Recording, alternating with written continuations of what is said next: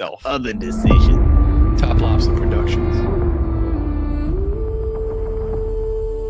In the shadows of the ancient ones, they never went away.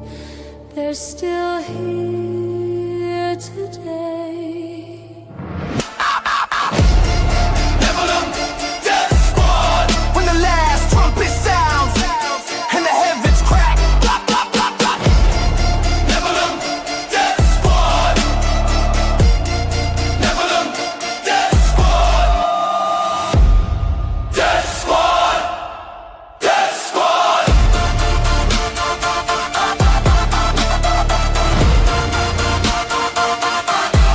Death Squad. Welcome back to Nephilim Death Squad. I am Top Lobster. We're going to be running through the show. It's going to be a little bit different today. And I think it'll be a little bit different going from now on in the future. We're changing up the dynamic of the show and who's going to be on it and how it works. So bear with us in this growing process. You know, I actually spoke to my lawyer, and he said that I can squeeze one more season out of the show, and I'm giving one more. It's my severance. It's kind of a General Flynn was specific. one more season of appearing on the show as co-host, and we're gonna play it by ear. I was told we're gonna play it by ear. I don't know. You know, this is a limited run. We're gonna see if it works out. You know, if the audience is happy, right. I if believe the money's the words, there, if the money makes sense. The words he used were tentatively. Tentatively, sure. Right. Sure. And that's fair. But, it really depends on the feedback. This is Raven's little season. This is Raven's little season. Shout out to Z-Man. Do the intro. Okay, welcome back, ladies and gentlemen, to another episode of Nephilim Death Squad. I am David Lee Corbo, a.k.a. The Raven. That's Top Lobster, the father of disinformation. And before we get into today's episode, literally, before we get into today's episode, a little reminder, a great place to support us is Nephilim, or patreon.com rather, /Nephilim Death Squad. Sign up there, early access to episodes, ad-free listening experiences, access to communities of dangerous retards on Telegram, on Twitter, and on Discord. Also access to that weekly Bible study, which I was just in, I believe I made it to the last two, and they were fantastic. And so people are really enjoying that, and it's all community driven. It has nothing to do with us. You gain access to us. You're also going to get access to discount codes off of merchandise from toplobster.com. Hold on, I'm getting a weird sign for Top Lobster. This is odd. What's happening? 504 gateway timeout. No What's that way. mean? Did they fucking terminate the website? I don't. I'm going to try to go to it right near. Right. Let me see. Right Top. Yeah, toplobster.com. This is an emergency, Okay, guys. it's up. I don't know. Up. This is what I'm getting. Okay, that's weird. Here, I'll share my screen and we can do that. Toplobster.com is where you're not only going to bring get the show in. I got to. Very strange as the feds are shutting everything down as we speak. So here, let's remove this and let's add that. I got you. I'll press it. You'll press it. We'll press it together. Oh, so you'll get discount codes off of the merchandise from toplobster.com. Check that out. Look at the egg. Look at the Florida Illuminati, Mother Horse Eyes, the Moon Map, free range MK Ultra Look chickens. at all that shit. Banger designs, but also at the top here, buy tickets to Bohemian Grove. If you go there, it opens up the portal 88 in Wildwood, Florida. That's August 8th. You're going to be hanging out with us and a bunch of different content creators, and I guess we kind of have to spill the beans now because the beans were spilled. Yeah, I'll send it to the chat. Yeah. Okay, go ahead, because beans are accidentally spilled. The beans were accidentally spilled. I don't even know how much of a surprise it even is. We tried. We did our best. Yeah, we tried to do a thing. We tried to keep it under wraps. You know, we really wanted to try to move tickets on our own merit. And thank God that's no longer the case. She's becoming one of our favorite people. Amy. Who's that, Amy? Yeah, I don't know why. Amy's been my favorite person for a long time. This isn't news to me. Just saying. So becoming. Owen Benjamin is the secret guest. Do the boosh, the explosion again. Okay. Oh shit! And he announced it all willy-nilly on his show, which I'm perfectly fine with. All willy-nilly. Because we were trying off principle, which was try and well, let's play. I'll play Owen's. Go ahead. Yeah, his I guess his underwhelming announcement. Yeah, I fucking know some of these guys. I'm gonna be there at Top Lobster's thing. Oh wait, There it Let's is. take that off. And what 504? No, this is wrong. Fucking what unbelievable. Oh, there he is. Okay, here we go. So this was actually sent to me by Sparrow Nose Bear, and she's like, I think I know who your guest is. And I'm like, you bitch. Sparrow. Sparrow, you Sneaky, paying sneakies, attention? Yeah. All right, here we go. Oh, can you? No, I can't hear. Oh, it's just muted. Yeah, Yeah, it's yeah. muted. All right, let's go back. Here we go. Good on that right now.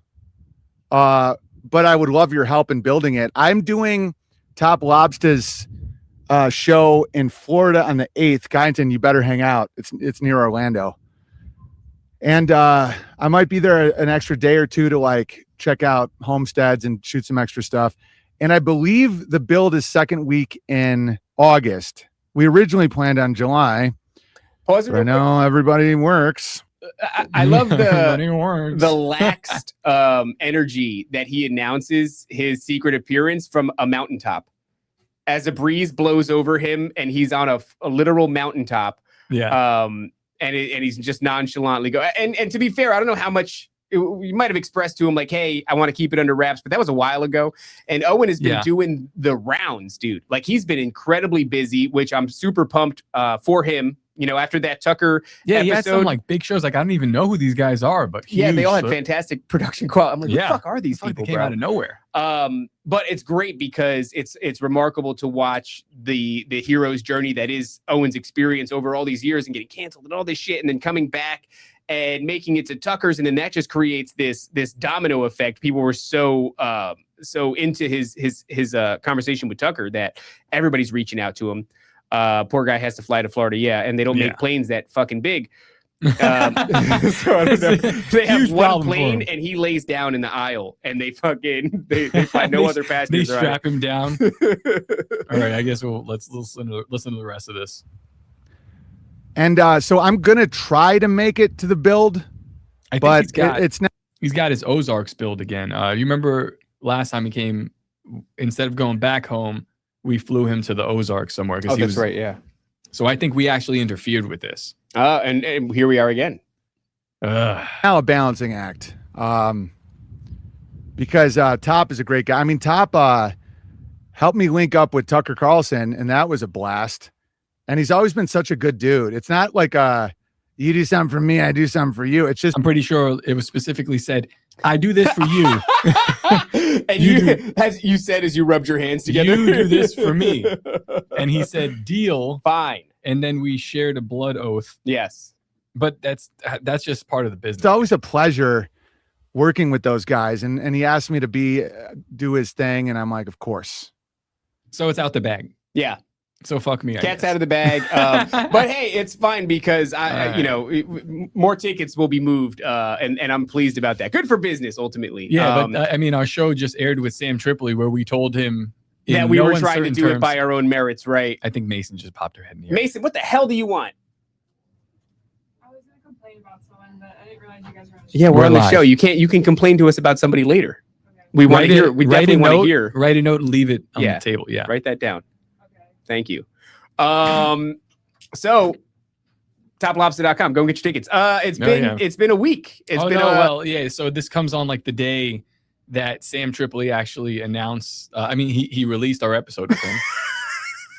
And in no uncertain terms, I believe that the phrase that I used to Sam was, fuck you, you're not invited. Yeah. I believe we said we are real ass niggas who are going to grind and get this done Something like that. on our own 2 feet, standing 10 toes down on business. We're going to do this by ourselves. We don't need any big headliners, is what we said. And we were trying like not to. We were trying not to. I'm also very pleased that he's announced it. Because anybody can tell you if you're doing a live event, it's all nerve wracking. Yeah, I think FJ Fool's correct. We need another on-air sign, but for the other door. For the kitchen, Yeah, we have an on-air sign for this door. For the back of house. For the back of house, yes. Yeah. Yeah. Technically, the Employees front need of to house. know. So, go and check out that episode of Tinfoil Hat too, so you can hear us adamantly say we don't need no big headliners. We're going to do this by ourselves. And then you could hear Owen Benjamin immediately after say, I'm coming. I'm on my way. I'm en route. Route. I don't know. The thing is, he's not doing stand-up. Yeah. It's not going to be like that. But I feel like Owen is who knows what Owen's going to do? Maybe music. I would love to get a run it back with him and Toad. Well, I don't know if Toad's going to come, but here's how it played Toad, out. that bitch. Was Owen goes, he's like, hey man, you did me real solid with the Tucker thing. Yeah. I'll come down and we could do something live in the studio and I said, yeah, that would be great. And then I go, hey, here's an idea. Yeah. Why don't we just do that live, but also live? Right. And he's like, yeah, sounds great. It's a no-brainer. Yeah, and I was like, all right, let's keep it a secret. That was months ago. That was months ago, and he's been so busy. Cutting foreskins off. He's forgotten. I've seen he's been being a real nigger about King David, and it's been remarkable to watch. That being said, I have no pushback against any of the things that he's been bringing to the conversation about the many crimes of King David. Yeah, man, they were criminals. Yeah, they were criminals. I can't really argue. No, that. I can't argue it. He did a lot of bad shit. Like even Matt was asking me yesterday, we read the first half of David. And in the first half, he's like, so he didn't really do anything wrong. And I'm like, yeah, you killed 200 people and then you desecrated the corpse. Like, that's a little. Yeah. And it was like, you didn't have to get that many foreskins. Yeah, you got double. You got double the amount of That's a choice. Although I will say, decision. I did defend his choice of like trophy.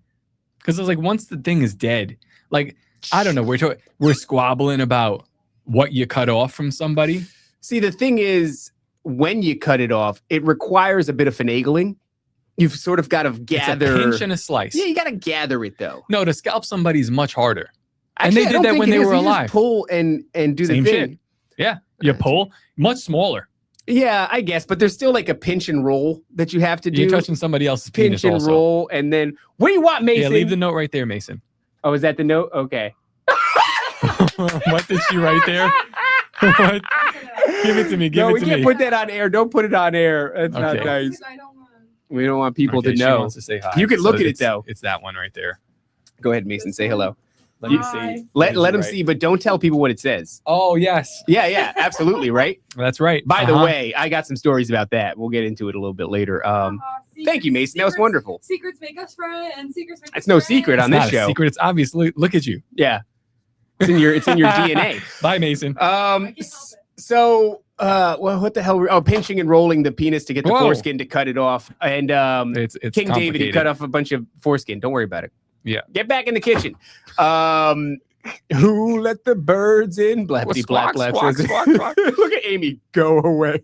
Oh man, Amy doesn't like anything associated with Oh Matt. my god, I like. I don't Amy. blame you, Amy. So the foreskins. Yeah. I don't have any problems. I'm with just saying the only difference is like what you're taking. The top of somebody's head, the top of somebody's head. Well, the way that Owen teeth. says it, you can make a teeth. necklace out of teeth, fingers, lampshades. You're I don't making think- trophies of things. I don't know. Who am I to judge? Israel Whatever. has the right to defend itself. Sometimes you cut someone's face off and you just put it over your face and you go, Yeah, that's right. You do. Whatever, there's dog. a little girl's face. You can do that. strange. The whole thing is strange, but I don't find any of these more or less strange. Well, a lot of what I'm seeing too is like, I don't know what it was like during these times, that the Bible is writing about. you know what? Here's what I think the idea is. Saul's like, go do this, and he's Yeah. hoping David dies. Sure. He's set up, and David is he's like, I'm gonna do extra. Yeah. It's not necessarily even I'm excited about getting these foreskins, but I'm gonna do extra, and then I'm gonna bang your daughter, because that's what the dowry Bold was. move. He couldn't afford the dowry, which is like money you'd have to pay to marry somebody of high status. So But he's a king. He has everything. So he goes, I don't really need these I need foreskins. these. No, he needs those. Well, yeah. Well, also the foreskin is something that you give to God. Right. That's It's the the sign idea. of the covenant, So these pagans that are out there, they have not given this to God. We're going to take this. They probably burned them or something, right? They probably like suck it. I don't know what they do. think they roll them down their fingers until they get stacked up enough that all your fingers are foreskins. Finger force salad fingers. Salad fingers. Remember that guy? It's nasty. Yeah, I mean, like I said, I don't know. I know what it's like to live in a time with iPhones and Furby and Tamagotchi and all the conveniences and comforts of living in 2026. I don't know what it's like to be a sand dwelling foreskin collector in whatever it is BC. Well, we called him a shepherd, Sure. which is also another interesting overlap. Yeah. He's a shepherd that doesn't belong in the system. but is thrust into the system because of Don't say thrust. thrust We're in. talking about foreskins. Well, that's before the little foreskins. That's much before the foreskins. He's thrust into the system Sure. because he's special. People know that he's special. They like him, but he does a thing that makes him stand out a little too much, and the system turns on him. Yeah, And it very much it's the same story. it is. And then one of the other stories is like, all right, now he's cast out and he's in the wilderness. Well, it's an archetype, right? I mean, That's what I was saying. I was like, is this just an archetype? Because he's played out the archetype. Yeah. Is Word it for archetype word. or archetype? I think it's archetype. I don't Nancy. like the extra syllable. Nancy, what is that? Is it archetype or archetype? Anyway, he's like he's All right. in the wilderness all by himself. Sure. And then he gathers a group of misfits. Well, the misfits come to him. And then after that, he gets his mighty men. And they don't overthrow the system, but they're powerful enough to then, when the system dies, it pretty much kills itself. Like Saul might have killed himself with his own spear. Then whatever you've built there, whatever David has built, that system then moves in its place. Right. What part of the story is Owen in? Because not many people get to you don't get to the point where you gather a band of misfits. Like an entire group of them. Well, he has. They're just behind the scenes, a lot of them, right? But he has gathered around him very capable people. Yeah. Who not only can build a culture, that seems to be outside of the main culture, but can also build in general, right? So he's working the land. He's got a fucking dome builder. Right. Shout out to Topher. So I guess the point of this this video that he made, which we got to figure something out with him, because I feel bad if he's going to miss his build to come to this show. Sure. Well, we'll see. I'll talk to him and see if, I don't know, get him out of here earlier or something. I don't know. Pay him a few hundred foreskins. Yeah, a few hundred foreskins, fly out real quick. Go ahead, do your thing. No big deal. I do feel bad about that. But yeah, that part of the story is unique. Because a lot of other people, they're like, yeah, I can see myself in King David. I can see myself in, I don't know, Well, Peter. it is. I can see myself in, this person, that person. But it's like, are you building an Right. entire separate system? Well, it is the hero's journey, right? King David really exemplifies that, going from being the smallest and meekest of his brothers, and it doesn't stop at Goliath. He goes on and on and on.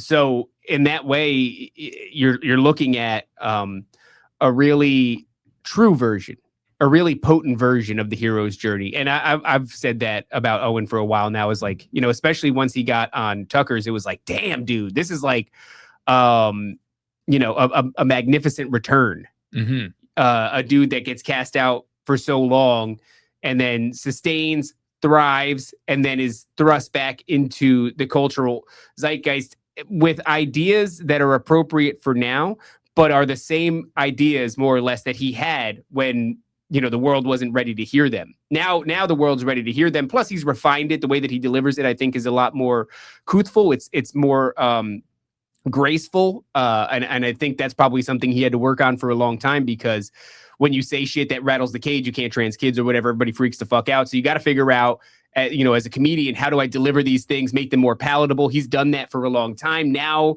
he's taken all that hard work, and it's no longer, it's not about making money or any of that stuff, right? Because he's now self-sustaining. Now it truly is about the ideas. Yeah. It's really, really, I'm sure to a huge degree, it's always been about the ideas, but now it really is. You're on Tucker Carlson. Sure, there's going to be a bump and you're going to sell books, and that's all good.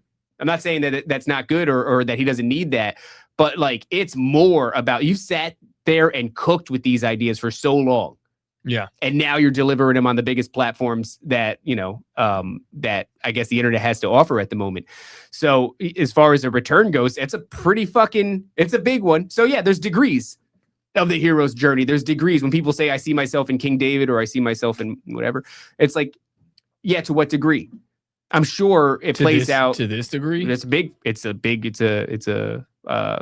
degree, high degree. It's a high degree. It's a large some say it's a magnitude. 33rd degree. It's up there. This show, Rusty says this show loves gloss and well, it's all relevant right now. Yeah. And so, especially because he fucking announced that he's coming on the Credit where it's due, though. Yeah, credit where it's due. So I've been gone for a week. Yeah. How has been things here? Things have been different, but fine. Yeah. Yeah. A cleaner. A cleaner. A Oh, cleaner. you mean like here? Yeah, it looks nice in the studio. Much cleaner. Yeah, it is clean. Um, Well, my corner's still very dirty. Nobody I cleaned up my haven't corner. touched your corner. It's a fire hazard. It is a fire hazard. It's just papers. How has Matt been doing now that he's been thrust into the crucible? Yeah, Matt has been grinding Okay. as much as possible. I think he's been doing good. That's up to the audience to tell. It's Audience, not for how me. is Matt? Yannette says terrible. Thank you, Yannette. How has Matt been holding down the less flatulence? I don't fart on the show, mainly because this studio is actually on the small side, and it would be very distracting, for everybody involved if they had to do that. A lot of people are really saying less farts, Less burps, less farts, somewhat normal. less flatulence. I don't even remember what we did. We did some cool Bible studies. We had some stuff going on. Yeah, I saw he was talking to Ed Mabry. I was not a fan of that. That was actually a really good episode. And we're going to be talking to Ed Mabry Later in on about today. 2 hours. Yeah. No, I did not gain weight, Matthew Assman. I actually lost a lot of weight somehow, From stress. which is probably from the stress. Yeah. So, Oh, we got new lights in the back studio. So Which- that was good. which, by the way, guys, Yeah. there's like folks back there, Oh, it's fun. Yeah, these lights are connected to Bluetooth. So and I he could just fucking do... sets off like red and blue alarm lights, and then we walk out there, and they're like, "What's going on?" And we go, "Oh my god, is it happening?" I think it's happening. I ran into. We're like, what is? We're like, oh no. And I'm in front of them. I'm going like this. I'm just pressing all the buttons on my phone. And they're like, "Oh my god, what's happening?" So I spent my time in Boca Oh, for a week. the and mouth of the rat. I'll tell you what. Yeah, that's what Boca Raton means. Rat mouth. It's just not a great name. where all the for a Jews place. are. There's so many Jews. I So actually, many Jews. besides Jews, there's a ton of Caribbeans, Oh, which is worse, arguably. is that what than she the wrote on Jews. the paper? Something like that. I think she said "Death to Caribbeans" was what she wrote on the paper. Death to Caribe. Dude, the fucking Caribbeans out there are insane. So it's a bummer because my family, my uncle and my aunt who live out there are fantastic people. I love them Are to these the death. Messianic Jews? No, these are not. Okay. These are the rich whites. I do have rich It's whites all- in my it's family. all whites. The rich whites, the whites. wealthy whites. And so they had this really big house in Boca. They've had it for a long time, early 90s, maybe late 80s. And my uncle was in early working with AI. Oh wow! So he's an IT rich. guy. He's got a lot of money. And he's very frugal. He's driving the same cars that he's maintained for fucking a really long A time. white Jeep. Not a white Jeep. No. His cars, if you looked at him driving down the road, you'd be like, this is a broke dude. He's like, that's not a broke dude at all. He just Hold on, fucking- really quick. Go ahead. I want to pull this up. This is one thing that did go wrong. Car rib Indians? Yeah. What happened? With Indians? No, with Matt. Oh, he couldn't handle the racial. Maybe I should tell you about it after the story, or should I cut you off and tell you the story? Go This ahead. is the whatever whole you wanna story about Jess. She's got vertigo, the whole do. thing. Yeah, what the heck's going on with her? She got healed by somebody the other day. He went and No. did some stuff and she felt better. It's really just a spinal issue. Okay. And he adjusted her. He knew exactly what was wrong. She Is it the guy that put his finger in my mouth? different guy. Okay. He put Would he put his finger in my mouth? probably would have If I helped. asked. So he helped her, but I think it's kind of relapsed a little bit. Sure. Okay. So she's a little dizzy now today, but that's one of those things like that structural integrity. You need to build muscle around it to Yeah. keep it good. Yeah, you do. So he helped her with some relief. But Matt goes, I walked into his office and right away I liked the guy. And I was like, well, why? And he goes, he was Indian. I love Indian people. and I was like, my oh, fuck. God. How He much do doesn't we know. have to teach this motherfucker? We haven't taught him about Indians, really. Oh, We've been too busy with the Jews. how many times do we have to teach you this lesson, Old man, come here and grab you by your ears and sit down. Fuck, dude. He doesn't understand. But this Indian guy seems like he knows what's up and he tried to help her. Yeah. He did help her. But I'm sorry. now Was there no white guys available? you know what? The white guys that they went to didn't help at all. It's weird. It's a weird thing because they're doing Western medicine. The white guys are like, well, how about this pill? How about that pill? This guy's kind of like, no, there's an issue here with your C5. Yeah. And then he did a little fucking aligning of the chakras and blessings of Shiva upon her. Problem is that he has an affinity towards Indian people. That's a huge problem. And I go, what did the office smell like? He goes, no, it's not like that. The guy says he doesn't eat Indian food until after he leaves Because the he office. can't get any white clients. Because he'll know that it'll smell the office. Yeah, of course it'll smell it. I mean, yeah, that's great. I think But the word he said was pungent. pungent. Punjab? Punjambit. That's one pungent Punjab. So Finish your story. Yeah, that's a huge problem though, by the way. So yeah, they bought this house back in the day, and it's a beautiful area, very wealthy, a lot of money. And even though, I mean, we're talking like giant houses, and every house on the block has a fucking cyber truck, and it's a lot of money there.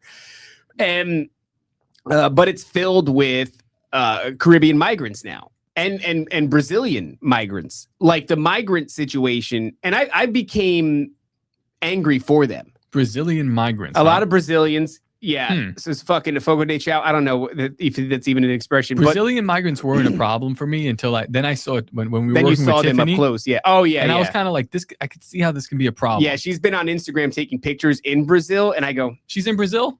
She was in Brazil. I don't know if she's still in Brazil. I just her. saw a couple of she's hanging out with giant Jesus and shit. Oh, nice.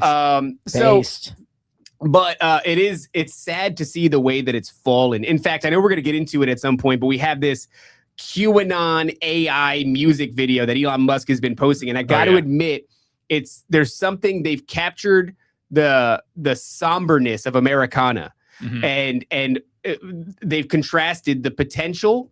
And in the music video, it's all about the potential, the 80s and 90s and what could have been, what was coming.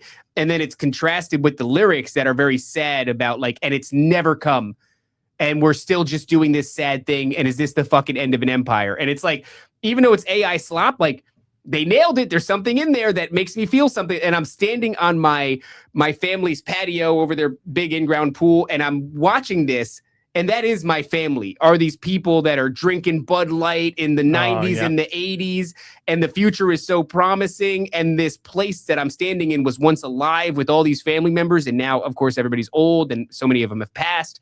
And it's just sad. It was just sad because it was almost like a shadow of itself. It's like a shadow is casted over that house because I have all these golden memories of being a child and hanging out with my family at this place. It's a real big ranch style house. There's 2 houses on the property. Fucking beautiful. Can't get enough of it. Outdoor showers, big ass pool, blah, blah, blah, blah, blah. But now it's empty. And I'm watching my son who gets to swim in this pool that I've spent time in when I was a child. And he's having fun, but it's not the same. All the people are gone. And I'm looking at this video and it's all about what could have been. And it's like, yeah, there was an entire, I guess maybe you could say boomers, a generation of expectance. They thought this thing was on the horizon. And it seems though at some point, and this is kind of they peaked. Yeah, they peaked and they got to the precipice of something that never came. And that thing is kind of defined by maybe like a Back to the Future or any of those films that talked about like the glowy, shimmering, golden future that we were going to have, and everything was going to be futuristic. And within the QAnon conspiracy, there's this idea that the timeline has been fucking stifled. We should have had hovercrafts. We should have entered the actual golden age, right? That Donald Trump alludes to. I love that Mencius Molebug. He's writing under a different name. It's like the technocracy. The auto technocracy or something like that. And it's describing what should have been. Yeah. But instead what we have. And it's just like one portion of it is his trip to the bathroom. And he's like, you go in and it's like, what a miracle. You wave your hand under the sink. You wave your hand under the soap dispenser and soap comes out. Yeah. But not enough to wash your hands. So you get the suds on it and then you wave your hand under this. It's going to give you water miraculously without touching anything, but it's just not enough to get what little soap you have on. And then you wave your hand underneath the paper towel dispenser and like half a sheet comes out. Oh my God. And you're stuck there with soapy, shitty hands. Yep. And you can't even dry them. Wow. So what you kind of like wipe it off in your pants and continue on with life. And if God forbid, you should look down in the air dryer and it's like mold and shit has been sprayed all over the wall. That's right up against it. Yeah, that's our technocracy. It's like, wow, what a miracle. And it's like, this shit doesn't work. Almost. Yeah, almost. So close. Almost. So, I had a wonderful experience. I got to go snorkeling with my son and we saw some dolphins? No, we saw some stingrays, which actually Careful. I was like, fucking yeah, dude. I'm like, wait a second. This is cool. We're allowed to be swimming with these motherfuckers and everybody's very cool with rare. what they did. To get killed by them, very rare. Very rare, super rare. And semen. I don't know. Might have happened to one guy. If you crunch the numbers, might have happened to one guy. Yeah. and but there was coral reef, and you got to snorkel around it, and the oceanic life on the West Coast. I mean, I'm sorry, in the East Coast is like far in excess of what we have here. If you go to like the West Coast, and I love the West Coast beaches, West Coast of Florida. The water's warmer. The Gulf is really warm and it's really clear. But like, man, the ocean is alive on the East Coast, and to the extent where I'm like, I'm probably gonna stop going out that far. No, yeah, that's like real stuff out there. Yeah. So tons of stingrays, tons of beautiful tropical fish like this big, just swimming around you. Which is like, is that a fucking barracuda? I don't know if it's a barracuda. So, we had a lot of really great experiences. And what I will say, and you've expressed this before about, I think it's your wife's side of the family, the way that they celebrate is food. Yeah. It's a never ending cacophony. I mean, there's like breakfast, second breakfast, there's brunch, there's lunch, like a constant. As they're eating, they're talking about where they're eating next. As they're eating, they're preparing more food. This is why that will be eaten. You didn't know me before. But a few years ago, I was like kind of fatter. Because they're just feeding you. Because I'm like, I wasn't even eating every meal with these people. But because they're always eating, I'm always eating. And I got to a point where I'm like, I'm not hungry. So I'm not going to eat. And then they get mad at you. Like, what do you mean you're not going to eat? I'm like, because what's wrong with you? Well, you're eating and shitting all day. Eating and shitting. It feels like they... there's an anticipation for the meal because the meal is what you do. Yeah. Like, what are we doing? Well, we're eating. If you're not eating, then we're not doing anything. And then, so as a host, I think there's this this urge to like keep providing this experience. And then, of course, the drinking was like fucking insane because my uncle has a liquor cabinet that's the size of the wall, and it's every liquor you could think of. And I was like, I don't really want to drink. But then he had. Well, what kind of foods are they giving you too? Is it like is it good foods or slop, right? It is definitional goy slop, but it's delicious. Fun. Yeah, exactly. Of course, yeah. It's fantastic. My aunt is a wonderful host, and my uncle is a really fun and social dude who loves to drink, with you. Yeah, and he's always offering you to get you. Can I get you a drink? Can I make you a drink? They're making espresso martinis. They're fucking Uncle Sass's house when we invited you for Christmas. It's that shit. It's the same thing. How old are they? Close to 70. Yeah, I think 70. that's kind of like the age range that my aunt and uncle are in, and so very similar culture, very similar culture. And I feel bad because my aunt is like, "Oh, my fucking knee hurts, and it's hard for me to walk," and I'm going, you're eating a lot of bad stuff, man, and you're drinking a lot of bad stuff. You got inflammation and all this other crap, and it is what it is. But still, a week is all I could do, and I would have been home sooner. So much of the chat knows by this point, I finally got a new car. People have been listening to me bitch about my car for a long time now. I think a shout out to Scott, who said, it's been over 2 years. Over 2 years of listening to me bitch about the car.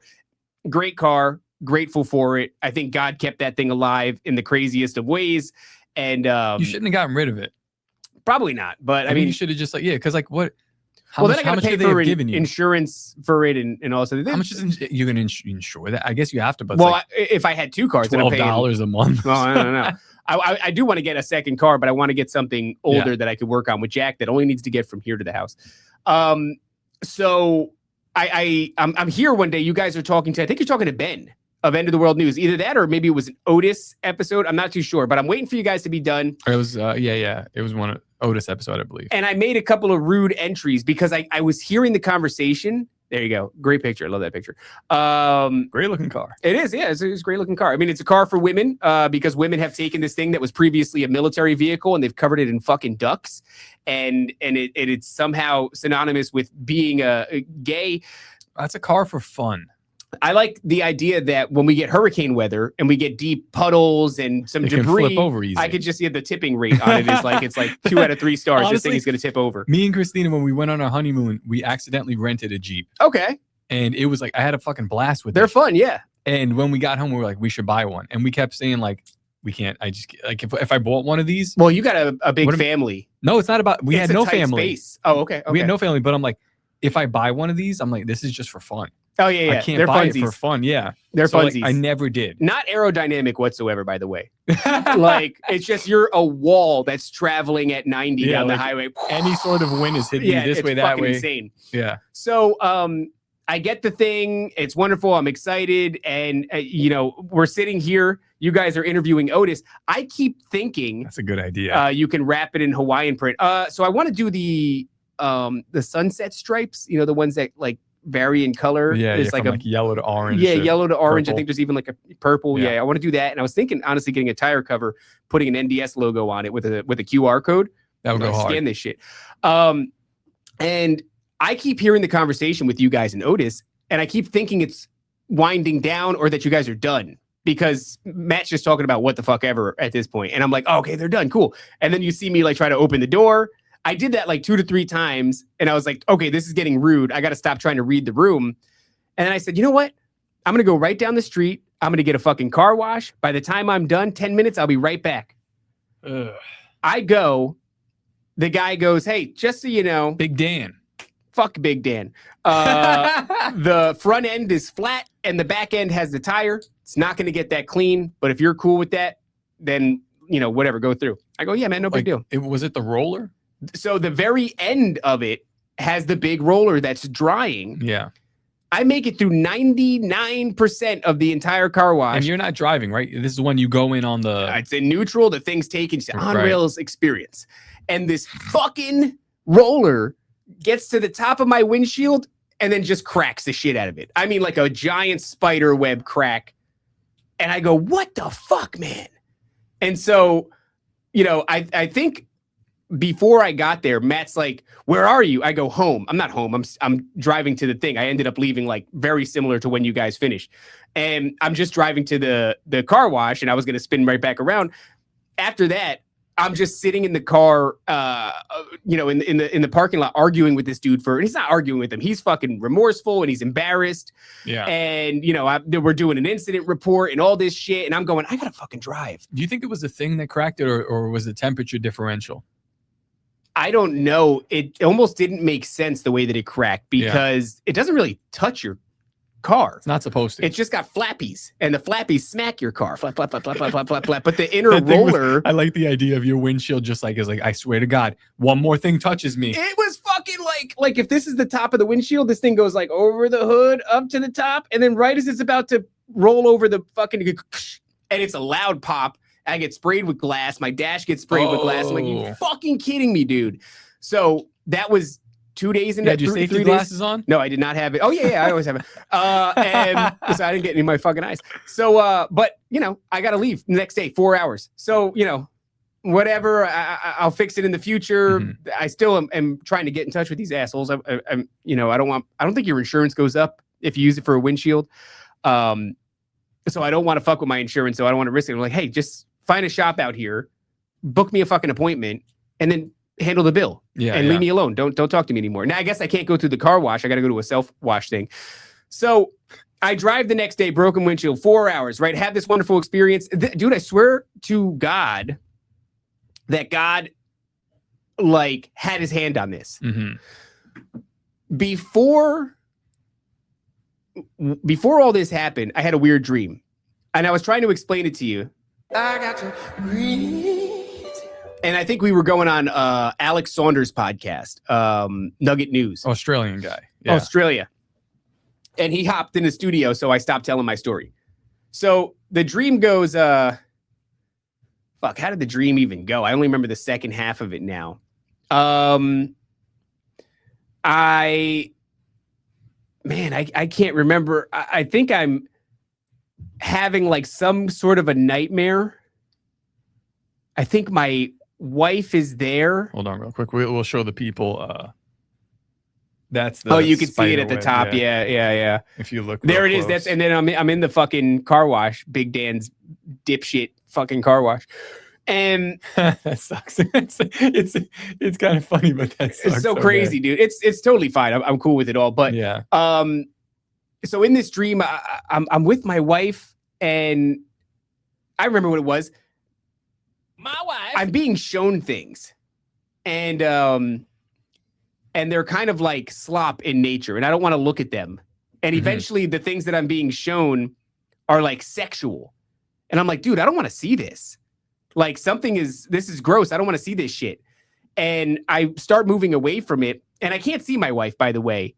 And in hindsight, she didn't really look like my wife. It was just what I thought was my wife. She was in my peripheral the whole time. Somebody with you. Somebody was with me. Yeah. The impression was it was my wife, but all things point to like, no, that wasn't my wife at all. My wife. So I now move away from this. I go, I don't want to look at these people. There's like people are banging. I don't want to fucking see that. And I'm leaving. You did tell me. You told me up to that part that she was trying to show you that. And you're like, why would you show me that? You know. And I'm in this. I remember what it was. She first started before she showed me the shit I didn't want to see. She was trying to show me Pokemon. That's how the dream started. And I remember even then feeling like my wife would never show me. She doesn't give a fuck about Pokemon. Like, when did she get cool? And she's trying to show me a Pokemon video game. My wife does not play video games. Yeah. My son can't even get her to play video games. What's wrong with these girls that don't like? My wife is so against my wife video games. Yeah, because there's a cultural connotation associated with my it. kids are like, if the kids play, they're going to be dumb and fat and losers. And I'm like, no, it's like puzzles. Like hand-eye coordination, problem solving, critical thinking skills. Like they do studies. That shit is off the chart. Working under pressure. Yes. That's good. I can see how I can go overboard for sure. Absolutely. I've seen it. So she's, like I said, the dream starts off. She showed me Pokemon. She showed me video games. And I'm going, this is weird. This doesn't make any sense. She's in my peripheral. I can't see her really. But I'm like, why is she showing me this? And then I start to feel like I even rationalize it in my dream. I go, well, she's probably just trying to be cool. So like, I'll appreciate this. And I'm trying to watch it. Then all of a sudden it turns to, the porn bait and switch. She's showing me porn. And I'm going, what the fuck, man? I don't want to see this. So I start leaving and she's off in the distance and I'm about to leave that room. And I step out 1 foot into the rest of this place and I'm in a mansion. And the mansion's floor is checkerboard, which is weird and Masonic, right? And I do see a throne, but the throne has nobody in it. And I'm like spooked out by this. So I turn back around to look for her and she's not there. And then I look back to the throne room and I'm like caught in between this bathroom that I got 1 foot in. For some reason, this happened in the bathroom and this throne room with the checkerboard floor mansion style shit.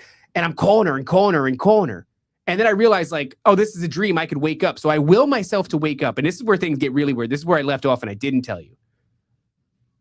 I'm in my room, in my bed. Doused in semen. And I can see everything's normal, except my right eye is closed. And it's because of the way I was sleeping in hindsight. I just had my face pressed against a pillow. My right eye was, couldn't. And I'm like struggling to get up and I'm struggling to because I'm pseudo paralyzed and I'm like trying to touch her leg to get her to wake up because this is also horrifying. I'm like filled with this feeling of horror. She gets up and starts like trying to console me. It's not her. It's this woman with long black hair, it's just long kind of stringy black hair. And she's now spinning me in a circle. And everything's so fucking disoriented. Like, I can't see out of my right eye. I can't identify who this woman is. I'm fucking being spun in a circle. She takes my head and starts whispering fucking spells into my forehead. And she's talking about precious stones. Like, I remember that. Like, precious stones, something, diamond, something, like saying something about precious stones. And I managed to wake up and I'm like, distinctly, like witchcraft is the feeling that I got. I tell my wife about it. It's very strange. Fast forward just a day or so, windshield cracks. And then it almost seems as though after I get to Florida, the day before I leave, all of a sudden my truck starts overheating. I just spent money on this truck, put a big down payment on it. Fucking, I'm 4 hours away. Right. And it's overheating. And I'm going, what the fuck is going on, man? So I start making this connection in my mind, like, somebody fucking with me? Like, am I getting fucked with right now? Like, how did I make it 4 hours and it never overheats? Then the day before I go to leave, all of a sudden it goes to overheat. Now that's actually a blessing, huge blessing in disguise. Yeah, it's weird. It should have overheated on the 4 hour drive. That's why I was wondering when you told me. I was like, he must have told us a couple days later. Why would it overheat? Why? Like, it made sense to me. I'm like, all right. A used car dealership picks up a Jeep. they test it before they buy it. They Not figure it long out. enough to maybe Who's driving it for 4 hours? right to heat it up like test that. it. Yeah, I was like, but if you drive a Jeep for 4 hours, Jeeps are also like kind of here to their cars. Yeah. A long distance drive is like you said, like with the wind and all, it's kind of not for that. Yeah. So like you're not necessarily going to think to do that with it. So I was like, oh, he must have overheated driving down. I'm like, yeah, that makes sense. And that's why I was telling you, it's like you should look at it, possibly return it, because if that happened, who knows what else is wrong with it. But like it was on a shorter drive. It was a 20-minute drive back from a place called Gumbo Limbo, which is like a cool little wildlife sanctuary and then a beach experience. And we're driving back. Gumbo Limbo. Gumbo Limbo. A lot of silly fucking names in that area. And all of a sudden it starts overheating. I'm going, what the hell's going on, man? And it actually throws the temp gauge notification, like, Yeah. and I'm going, oh my God, bro. That sucks. So I pull over, I let it cool down, and then I managed to make it home after that. And we got to leave the next day. And I'm going, what is going on? So I checked the reservoir for the coolant, and it's like empty. And I go, oh, maybe they didn't, Fill it up. okay, fine. So I fill up the reservoir to kind of just above minimum because I don't want to overfill it. I don't know what's going on. And so I go to leave the next day, and sure enough, I get a half an hour away from my aunt's. What does he say? Don't get rid of it. I'll drive down and fix anything on that piece of shit for you. Well, that's the thing is, the only thing I know how to work on is a Jeep. Mhm. It's what I've learned on my previous Jeep. I did the alternator, I did the starter, I did the serpentine belt, I did fucking crank position sensors. I did all my brake lines, bought all new stainless steel brake lines and installed them, which was a nightmare because they didn't quite fit. And if you try to bend a brake line, you can, but you got to do it incrementally. Otherwise it'll snap because it's just a fucking stainless steel tube. I did a lot on that truck. I learned whatever I do know on that truck. So I'm familiar. I did a radiator swap. I did a coolant swap. I did the upper and lower hoses, yada, yada, yada. Did it all. So, if it's overheating and it's having, it's something to do with the coolant, obviously, then like there are worse problems that could, even if it's a radiator that needs to be swapped out, that's really not a huge job because it's right at the front of the truck. It's easily accessible. So, You don't want to do no, you don't want to do I that. want to do this shit. You just bought a car. Yeah, dude. I want to do this for like a year. So check this out. This is a fun thing. I get a half an hour away. It starts overheating and I'm going, there's got to be fucking air in the line. Like they had to have done a bad job and there's air in the line. So, it's not a constant stream of coolant. So I pull over, I let the thing cool down. It's really hard, by the way. I only make it about 1 minute and 30 seconds every time before I have to pull over and let it cool down. So it takes me so long to get the remaining 5 miles to the fucking advanced auto part, which I don't make it all the way there. I make it to an adjacent parking lot and I walk the rest of the way. My family goes off to Ross and I go. Yeah, they do. Yeah, they do. And I go over to buy it's a special funnel that allows for, air to escape and coolant to not overflow out of the funnel. And so I go and get this thing and I'm doing it. And I'm going, oh, fuck yeah, this is cool. Now, it turns out what actually happened is the thermostat was broken, which is a really easy fix as well. A lot easier than the radiator. But since the thermostat is broken, it's not allowing the coolant to flow through the system. Right. So when this truck gets up to operating temperature and I've got this fucking funnel on, Hot boy. everything expands and the coolant has no place to go because the thermostat's not Were opening. you wearing your safety glasses? No, I got fucking showered in Yeah. really hot coolant. So now I'm in this fucking parking lot. All this coolant explodes up out of this funnel. I'm doing a one-man thing, so I got the fucking funnel. I got to run back and turn the engine off, and you got a matter of seconds before everything just comes overflowing, which of course it did. Long story short, man, all this seems like a curse, right? And like, I'm not so out of the woods in thinking that somebody was actually doing something to me, but I think God, I apologize to God because I was like, I bought this thing and I didn't include you in my plans. And I repented for that. And I invited God to like be a part of this. And How did you buy this? Like when you buy a thing, was it like a snap decision? Not really. No, we had been looking at trucks for a long time and we had been watching this one only for 2 days. Mhm. And we just knew because we had been car shopping for so long, months and months and months and months, that it was just time to fucking pull the trigger on something. And this truck seemed pretty good. The miles were low. The price was good. And once again, it's in my wheelhouse. If there's anything I can work on, it's a Jeep. So everything's modular on it too. Like they're kind of almost designed to be that way so that you can work on them. And so we decided to get it. And, you know, but I just didn't like invite God in on this, which was a mistake, I think. So of course I do that, and I apologize, and what ends up happening is I limp back to my aunt's house and I go, it's either the thermostat or I didn't successfully get all of the air out of the system because it fucking exploded on me. So there is this chance that still needs to happen. But why did it explode? Because the pressure was building up because the thermostat didn't open, so the coolant didn't flow into the fucking motor. So Uncle's got a good, what would you call it, mechanic. I call up the dealership. They're like, hey, you know, let's just figure it out. Send us the bill. We'll take it from there. Next day, we drive it down. Turns out to be the thermostat.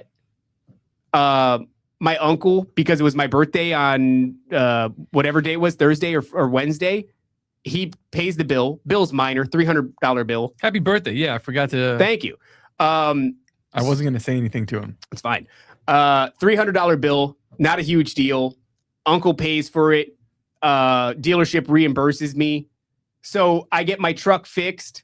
Plus I get $300 in my pocket. Yeah. Plus it doesn't happen in the middle of a 4-hour drive. Mm-hmm. That's kind of a miracle. It could have happened on the way down. It could have happened when I was 2 hours on that drive from my uncle and aunt's house. Instead, I make it only a half an hour away. And then he's got a banger mechanic. He takes care of the bill. Thank God for my aunt and uncle. And you know, the fucking dealership reimburses me. And the mechanic goes over the whole thing. He's like, you got a good fucking truck. This is it. It's just a common issue. I have the thermostat in the truck. Common issue. Thermostat broke. No big deal. Replace it. Not a lot of labor. Parts super cheap. Good thing it broke now too, because like That's if that breaks in insane. a couple of months, the dealership is like, yeah, I don't know what you did. They go, fuck. Yeah. They'll Yeah, say, yeah. I didn't even want to tell them, like, you know, I'm not mentioning the windshield because they're going to go, are you a fucking crackhead? Yeah, Like you fucking smashed the the windshield. windshield looks pretty bad. Yeah, like, yeah. And now you got, but it's just like you don't understand. There's a guy, Big Dan, Big Dan, and he's got a car wash and he's kind of a dick. Like, But this guy's on meth. I mean, it's kind of like this truck was going to have its little problem, very common. And I could have found out in a way worse way. And I don't know if witchcraft actually, thank you guys, has anything to do with it, but certainly could have been a lot worse. I mean, all that happened was I stayed with my aunt and uncle for an extra day. Yeah. You know what I mean? And they feed you and they fucking give you drinks. And then it gets paid for, and it's not even a big bill, $300. Like when do you go to the mechanic and get a $300 bill? Yeah. That's kind of crazy. I in got itself. a witchcraft story. Go ahead. It was a crazy one. Follow up to my aunt. We kind of touched on it with Sam Tripoli. And I was like, we don't have the time to go. Yeah, like, yeah. Scissors in the lawn aunt. This is the one who got an attachment from potentially some fucking Miss Cleo ass phone call. Yeah. Yeah. She's now teamed up her demons with my other aunt's demons. The one you met her daughter that she was telling you the story about the house in Seagate. What happened? Okay, yeah. The house in David is Seagate. 43 today. No. No, you're 36. 36. Yeah. He's 36. The one from the house in Seagate that's haunted. They moved in with this other aunt she has her own issues, but they're all there trying to take care of the house. So the aunt from Brooklyn, she actually now has like breast cancer. Jeez. I know it's rough. She's having issues. She had to be admitted to the hospital for something recently. It's not good. Yeah. And I'm looking at it. I'm like, I could imagine what is happening. Yeah. And so we just got news the day that she gets admitted to the hospital. My other aunt, the scissors in the lawn aunt, she's got a tiny dog. It's like a Pomeranian, right? She's feeding it a treat or something like that. And I don't know. I'm hearing stories from them, but like I can't really get a story straight. Fucking dog bites off the tip of her finger. Damn. And I was like, oh, so like stitches. And they're like, no, they had to they found the tip and they put it on ice to reattach it. Holy shit. I was like, yeah, dude, This is dog, a Pomeranian bit it clean off? this big. When I say like you can pick it up like that and it's like small. And I was like, what the And fuck? it's her dog, right? For 10 years. Yeah. He's annoying. He's a They barker. usually are. Yeah, the little ones are yappy and shit. Yeah, but like, and he might like, I don't know, he might like nip your leg or something. Sure. I don't know. I don't fucking like that. I used to tell her about him, like, you have to dominate this dog absolutely. because he'll do the barking thing and she goes, oh, stop. And you pick it up. That's the worst thing you can do because you're telling him no and then you're telling him yes. And then you're putting him on your body, making him which is stronger dominant. Yeah, it's a dominant position. over you and over. So it's like, whatever, just patterns of bad behavior, not listening. But that happened. I'm like, what the fuck do you mean he bit your? And I don't know. I don't know all the stories. I haven't gone down there to see her, but it's just nuts. And I'm like, that house they're like, something's running amok in that place. And it's to the point now where before it would be, ailments and like little things and poltergeists and shit like that. Yeah. And now I'm like, oh no, this is. Well, it's like the gotten longer it brazen. sticks around, the stronger it gets, right? The more it feeds, the deeper the kind of anchors get. The more it feeds, the more it bleeds. And I've, it's like, that's where we're at, dog. I'm in a Facebook page, and it's for people who have been through the GATE program. And it's really fascinating because a lot of our theories and research are on display there without the context of, this show. And what I mean by that is these people will say all sorts of things about run-ins with aliens, cryptids, Freemasons and their family, all this shit. And it's gotten to the point now, and I don't know if Jin is here. Jin actually asked why I thought this, and I didn't respond because I'm terrible. But I've been having this, you might say it's on my heart. On your fart? On my fart. No,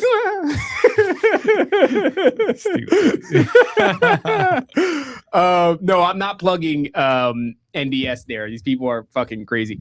So yeah, I'm also very careful where I plug yeah NDS. Mhm. It's interesting. I was at practice yesterday, day before, and somebody goes, "What do you do?" Well, yeah, Aaron I'll let you get back to the story in a sec, but Aaron at the end of it, he's like, he gives a message about interesting message, which I think most people don't really Kill get. all Caribbeans. The Jews most. Oh, I was okay, like, damn, yeah. boy, this is base. All right, Aaron.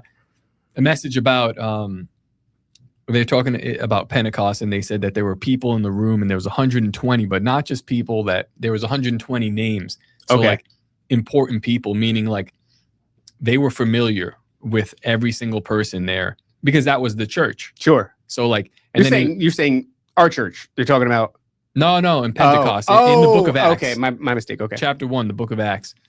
They described that there were people in the room, 120, but it doesn't say people in the exact translation. It says names. And then you get back to the idea of names, which is very important. Yeah. Like Jesus has the name written on his leg that no one can read, or giving people different names, or asking the demon, what's your name? And when it says, it's like, all right, get out of here. Very powerful. And he was saying something like, it's like, yeah, we work as like we do this thing, but like, do you know each other? And not just like, do you know each other, but do you actually know each other? And it was an interesting thing because I'm sitting there and I'm like, and then he goes like, he says something like, we have to be like real with each other. And I was like, he's like, I know. So people are afraid to be real with each other and like be authentic. Yeah, well. But like, who are you? Like, he's like, I know this guy, and he knows, one of the people. He's like, I know him for a long time. I know what he does. Like, not just like that he's here right now, but I know his living. And I'm like, you guys, have you seen my slurs? Well, it's not just about slurs, but I'm like, do you know what you're asking? Because what you're asking, I'll do it all day. I'll do it. Like they said we have to like a certain section of the song is like, we got to retard, and it just means like slow it down. And I was like, yeah, man, all day. And everyone looked at me like, what does that mean? Like, huh? I was like, come on, guys, What? are you fucking kidding me? Yeah, We're gonna read it. Let's get retarded. Hey, fuck it, let's get retarded. I think the drummer got it, but it's like, I was just thinking about it. I was like, man, do you like who do you present this thing to? I mean, I could present it to you, but it'll probably turn you off. You have to be in a certain spot to understand it. But if you're asking for that, I don't think you know what you're asking Well, for. that's the beauty of it, is like we do it on the show and it's attracted a listener base that gets it. But that's not how life works. Yeah. You're subjected to whoever's around you at any given moment, and the idea that any of them are going to get it. And then, well, do they even get themselves is the question. That's a fair question. Yeah. You see a lot of people have, and I don't want, like, I like these guys. They're all really cool, but they have conversations, and you can tell that they try to keep it like buttoned up to a certain level. You know what I mean? Yeah, of course. And I'm like, yeah, you're not going to get to know, you don't know that guy. You don't know the person next to you. And it's also important too, like, all right, so your mission here is not like to do a job and, I don't know, make coffee. That's one thing. Yeah. We could make coffee and I don't need to know who the hell you are. I just need to know that you know to get the espresso. But it's different what you're doing in church. Yeah, so you're creating conditions to bring about the Holy Spirit with other people. You're all playing in unison. Other people in you one don't accord. know. Yeah, it's well, maybe, I mean, you could, but to a certain level, but it is a good point. And I'm just like, man, and it's, again, not to pick on these guys, but that's everybody. That's everyone. It's hard because I don't feel like explaining myself over and over and over again. So I've had a long time of doing that. Explaining the why. Yeah. And that was like my, I don't want to say like my burden, but that was a thing that I learned was not fun when I was, a kid, and then in fucking my 20s, and then it becomes less and less alluring the older you get. I've seen you. We talked to Stax Farmstead. That was a great episode. episode. Yeah, I love Stax. He's awesome. We got on about that a little bit. It's hard, man. Yeah, it is hard. And if you're fresh in it, there's a period where it's like fun. But once the patterns start to emerge and you begin to recognize people's body language as it shifts according to what you're saying, and they become less and less receptive. And that's also a huge bummer, is when you're trying to, because they're going to ask, why the fuck are you like this? And when you say it and you see it just missing them. This is actually another point that Matt brought up about Owen Benjamin. It's funny. He doesn't know Owen's whole story. Yeah. But he's talking about when David is brought to Akish. He's like the king of I forget which tribes. He's an enemy king of the Israelites, and David's brought to him, and David acts crazy. He's got drools going down his beard, and he's acting like a madman. He's scratching the dirt, and Akish is like, this dude's crazy. Like, get him out. Get him out of here.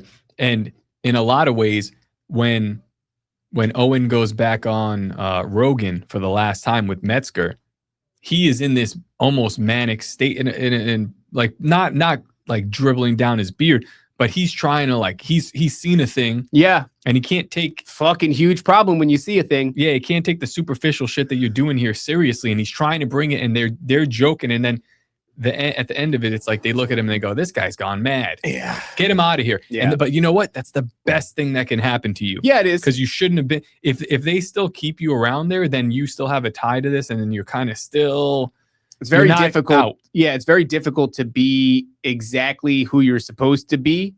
And I don't even mean according to the will of God, which is the ideal. I still like Rogan, Amy. So, I like him. Yeah, we like Rogan. But he's Chill out. fucking Laurel Canyon Rogan. So when you have these attachments to people who are willing to, they don't want to hear your ideas. They think you're fucking retarded, but they're still tolerating you. Yeah. If you bend to that because you want to foster that, it's a blockade in being able to be true to what you know. The truth, to be true to the truth that's inside of you. This thing that you've seen a thing, like you said, Owen saw a thing and he's trying to express it. And it's so compelling that you have to be true to that thing that you now know. And those relationships will really hinder that. So it is the best for you to actually lose them.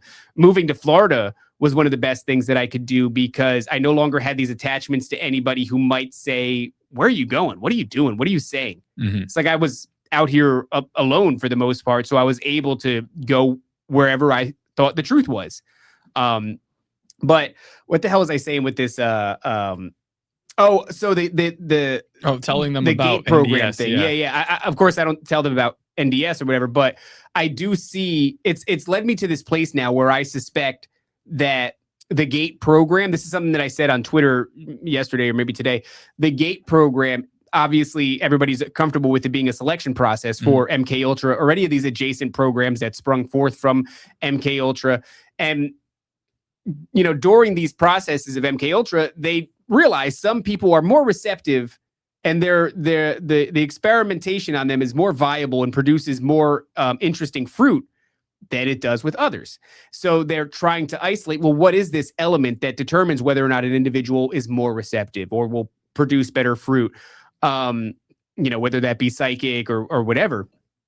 And I do believe that maybe there is an observable genetic component, but that observable genetic component, if it does exist at all, which I'm not so keen that it does actually. It's got to be turned on. Maybe it's got to be turned on, but I think if it was as simple as genetics, the GATE program wouldn't exist. They would just be doing it through genetics. I mean, every child goes to a doctor and you've got all the material you need from fucking blood work and this and that. I don't think it's that at all. I think that there is a poking and prodding, a system of experiments that you can do that will determine whether or not this person is keyed in to the spiritual realm. Now, the reason they're keyed in is because of generational iniquity. So effectively what they're searching for is generational iniquity. But the reason that we're subjected to frequencies is because these entities exist in a range of frequencies. And if you can perceive it, it's because they have access to your bloodline. Mm-hmm. And it's a two-way street. In other words, if they're going to influence you, you need to be able to perceive it in whatever way. Well, the fucking reason you can perceive it is because there's iniquity in your bloodline, or maybe it's iniquity that you've caused yourself. And since they exist in this frequency, that's why they're testing you. What, can you hear this?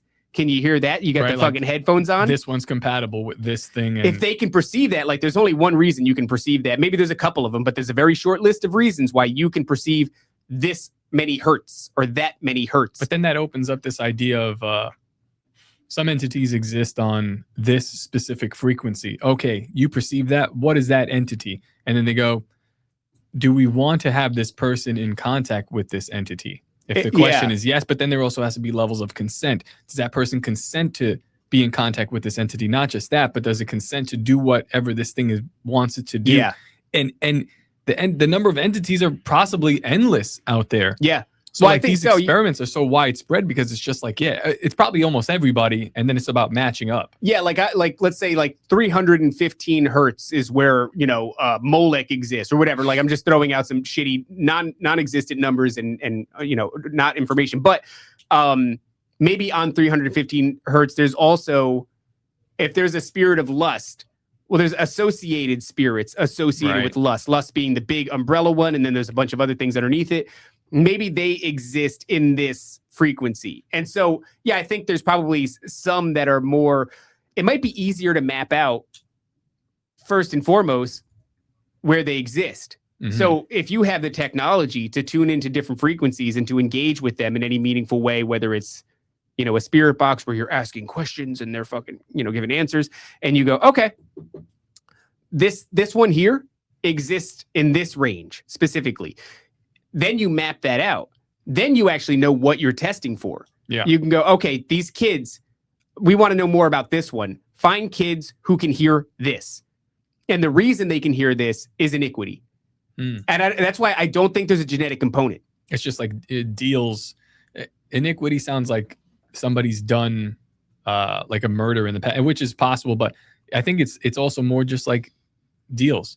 Your parents and your parents before them have said yes to a certain amount of things, and that gets stronger if it's not, if you don't shut the door on that. If you don't, I mean, the debt's been paid. There's a debt, right, that needs to be paid. But most people don't understand shutting the. We actually had a guy come in here. I forgot his name. I think his name is Pedro or something like that. He's on the soccer team, and he came in. He's like, everyone's like, "What's the show about?" To see the skull and all the crazy shit, and I was like, "Well, what's your take on aliens?" And then he started going into aliens, and he started getting to. He was telling me all the stuff. Yeah. That, and I'm like, yeah, that's actually right. Then he started telling me about he's like, yeah, man, I've been searching for God, so I wanted to get more spiritual, and he took like some sort of an edible, and he was like, yeah, I feel like I contacted something, I don't know. He's like, I just been searching for God, I don't know if that was God. And I was explaining to him, I'm like, well, what you did here, and I was like, this is like, sit down. Yeah. Because what you did was illegally access another realm. Yeah. You've given it consent to touch you since you've touched it. And I'm like, you should be really careful with that, especially depending on where you do it physically here, that stuff matters. And he was just looking at me. He was like, oh, like I could tell. Did he get it? You think he got it? I think he's a little freaked out by what I said because I don't think he was expecting to come here. He wasn't expecting this here because the last time I guess he knows Matt. So the last time he was here, it was just a coffee shop. So he comes here. He's like, "Oh, this is cool," and he had a camera and all that. He's doing like a legit camera with all that. He's doing photographer. He's doing something. Yeah, something in media. Something for it looked like soccer players. Okay. So he's doing like at a legit level. So he comes in and he's like, "Oh man, like these guys are doing shit here," and then I'm like, "Yeah, let's." You might have demons, dog. Yeah, I was like, "What do you think aliens are?" And then we're going back and forth, and I feel bad telling him in a matter of fact way. Yeah, but there's really no other. Like you've now asked, you've I'm opened not gonna, the door. Yeah. I'm going to tell you exactly what's going on, at least to what my opinion is. But man, my opinion's pretty close to what I think is happening I here. think it is. Yeah. So right now, Theo Vaughn just did an episode with Kurt Metzger, and it's going viral. And they're talking about the GATE program, and there's all kinds of virality associated with just the GATE program in general on Twitter, to the extent that like some of my friends back from New Jersey reached out recently, actually on the drive down here yesterday, or up here sideways from wherever fuck Boca is. And Florida's weird. And they said, hey, you guys might be interested in this. And it's a clip talking about the GATE program. And I'm going, that's so crazy. So your friends watch this shit? They're watching, no, they're watching Theo Vaughn. They don't watch this. They just know I'm the crazy. Know you're crazy. Yeah. So, okay. And so very like messages to mom vibe. Yes. You nailed it. Yeah. You bitch. You fucking bitch. So not like they'll ever watch this or whatever. What happens is, this is what happens every time so far. Now in the GATE program, also Facebook that wasn't page, to you, mom. No. That was to my friends. Yeah. They're bitches. So in the GATE program Facebook group, the president of the group actually reached out to me because they were like, wait a second, what the fuck are you saying? Like, you're saying some really interesting things here. And I go, yeah, but the average people don't get it at all. So this is what happens. Hey, it's Stax just got here. You hire a top. There you go. What up, Stax?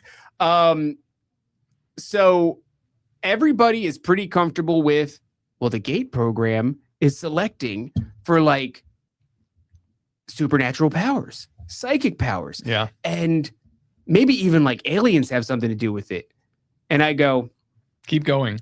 What they're selecting for is what the Bible calls generational iniquity. And we're going to get a little bit more into that in a second here.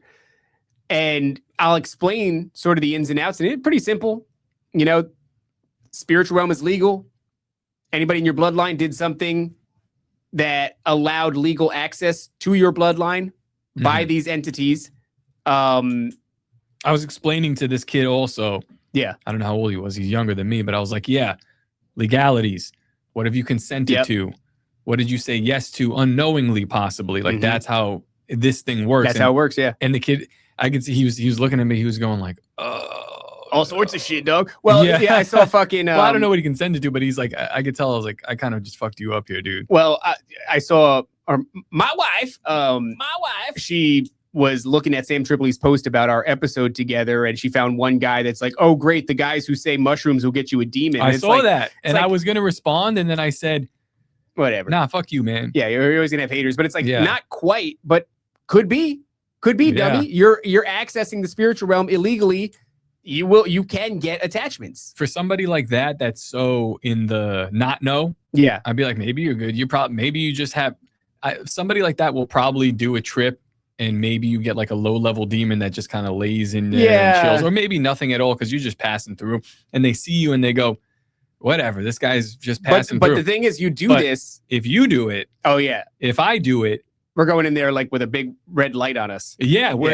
Yeah. It's like, oh, wait, these are the guys that have been talking about us on the other side this whole time. Not just touch them. You came here. Finger them. Finger them. They're going to finger. Yeah, they'll finger us if we go. Yeah. I'm not getting fingered. Nasty nails. Ooh, long nails.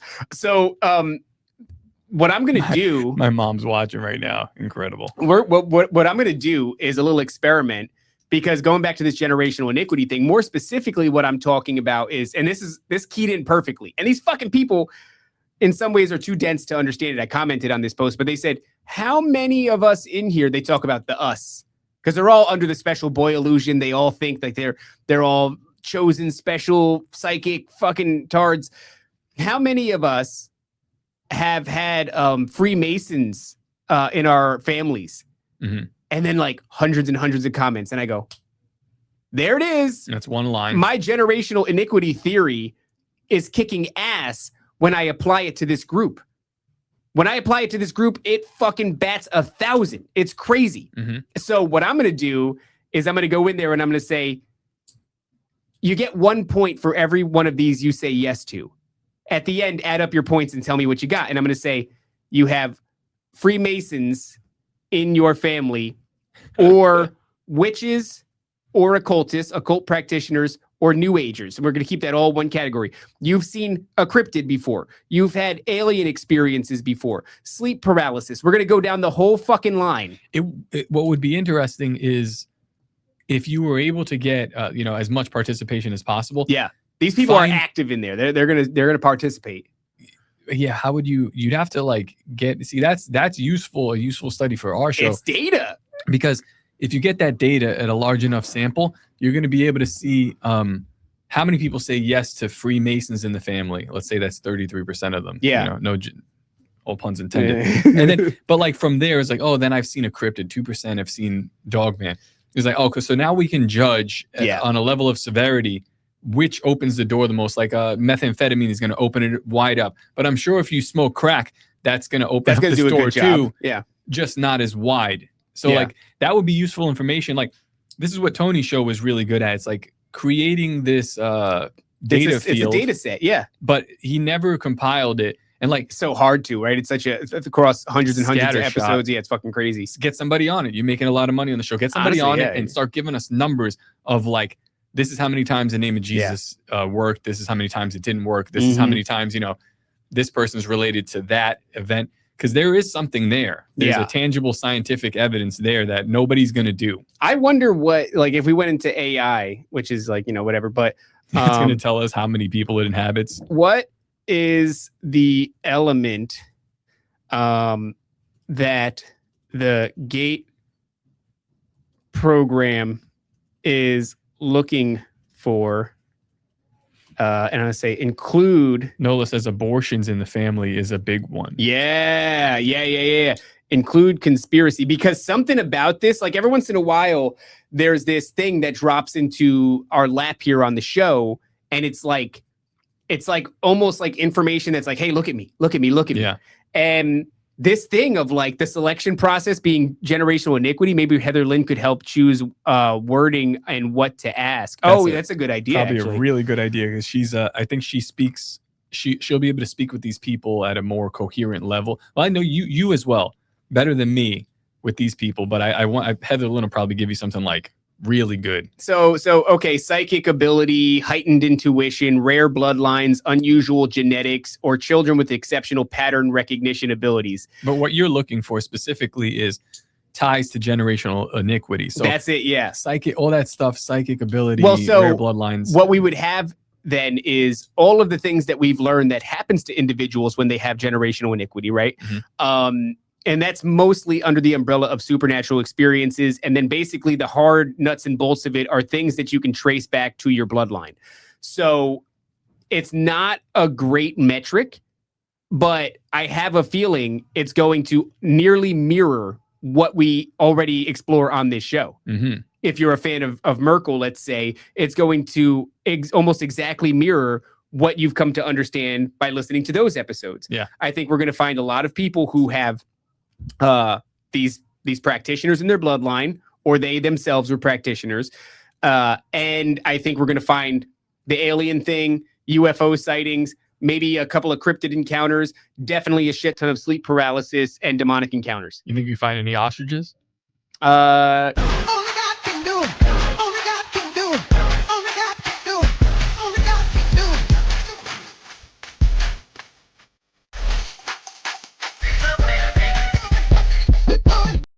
Do we? Yeah, we get dinged every time we play. I saw one. It was like, it's worth it. I don't care. No, it's fine. Curious about RH negative blood types. I think I already saw them talking about that. So a lot of these people, they have like this really remarkable firsthand experience where they provide me good data. But they don't have any framework for understanding what they've gone through.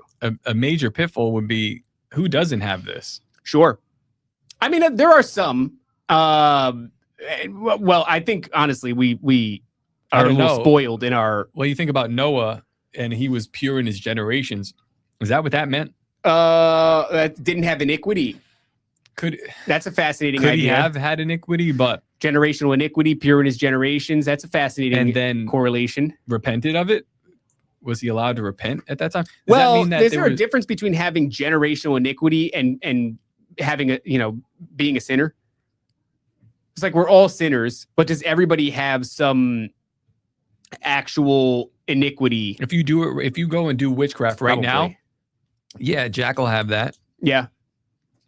Dude, it's so funny because my cousin, she's talking to me and she's like fascinated by all this shit because conspiracy's hot right now. And, she's so fetch right now. She's so fetch. She's otherwise not in the know, but because TikTok's algorithm and all that other shit is feeding it to her, she's like now fascinated. So good time to do what we do because every normie under the fucking sun is now. And we got to still talk about this QAnon shit. Anywho. Oh, and the Tim stuff. I mean, and the Tim Pool stuff. Yeah. Well, we have a couple of minutes as we got Ed coming. So yeah. He's coming at 2:30. Yep. I'm gonna have to take a leak at some point. He's gonna come. So I'm explaining it to her, and she's like, "So what you're saying is I need to get some crystals and I'm like, put them in my butt." No. And I'm trying to tell her like, do not do the crystals, but I've not said it explicitly enough. She brought it up enough times after I said like the way through is Jesus Christ, and I've said it, but I guess not. Listen.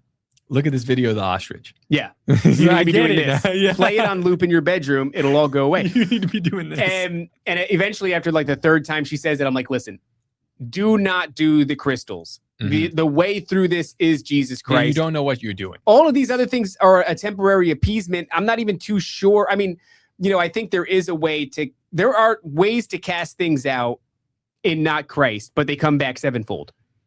Mm-hmm. And you've not filled the house with the Holy Spirit. So it just gets fucking worse. You see this over and over again. When we drive long distances, Cindy will read like Reddit paranormal stories. And it's like fucking forehead slapping. Like, are you kidding me? These people are having this experience and they're like, I'm saging and I'm doing crystals and I'm doing this, but it's not working. And I'm going, oh my God, man. It's actually fascinating because what happens then is my son hears these things.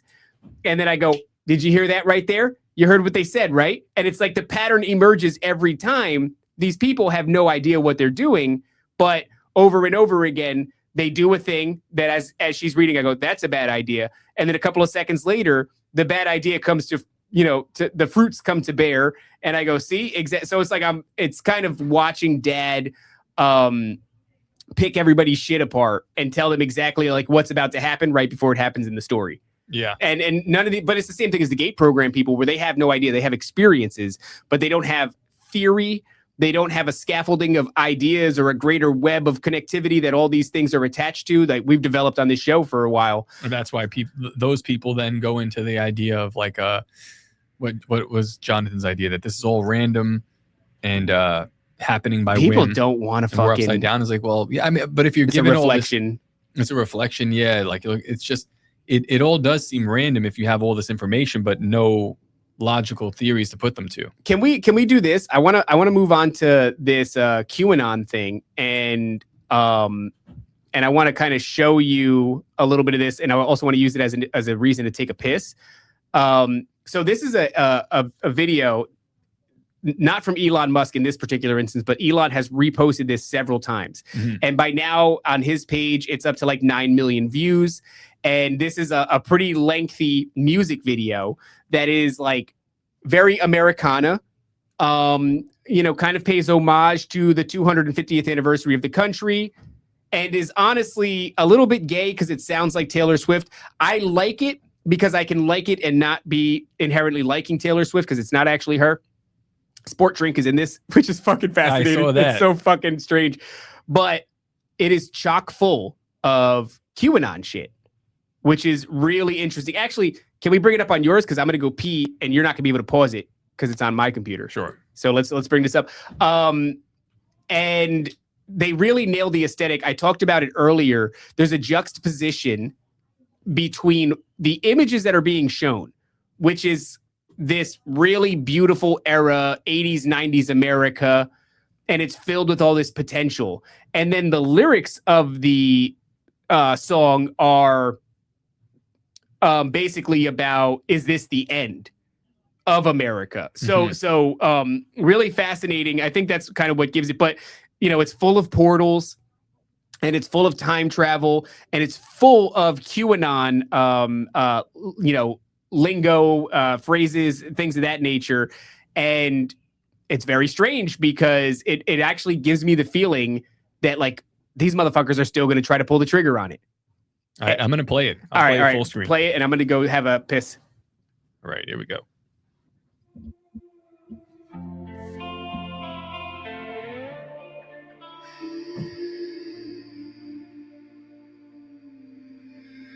Sweet land,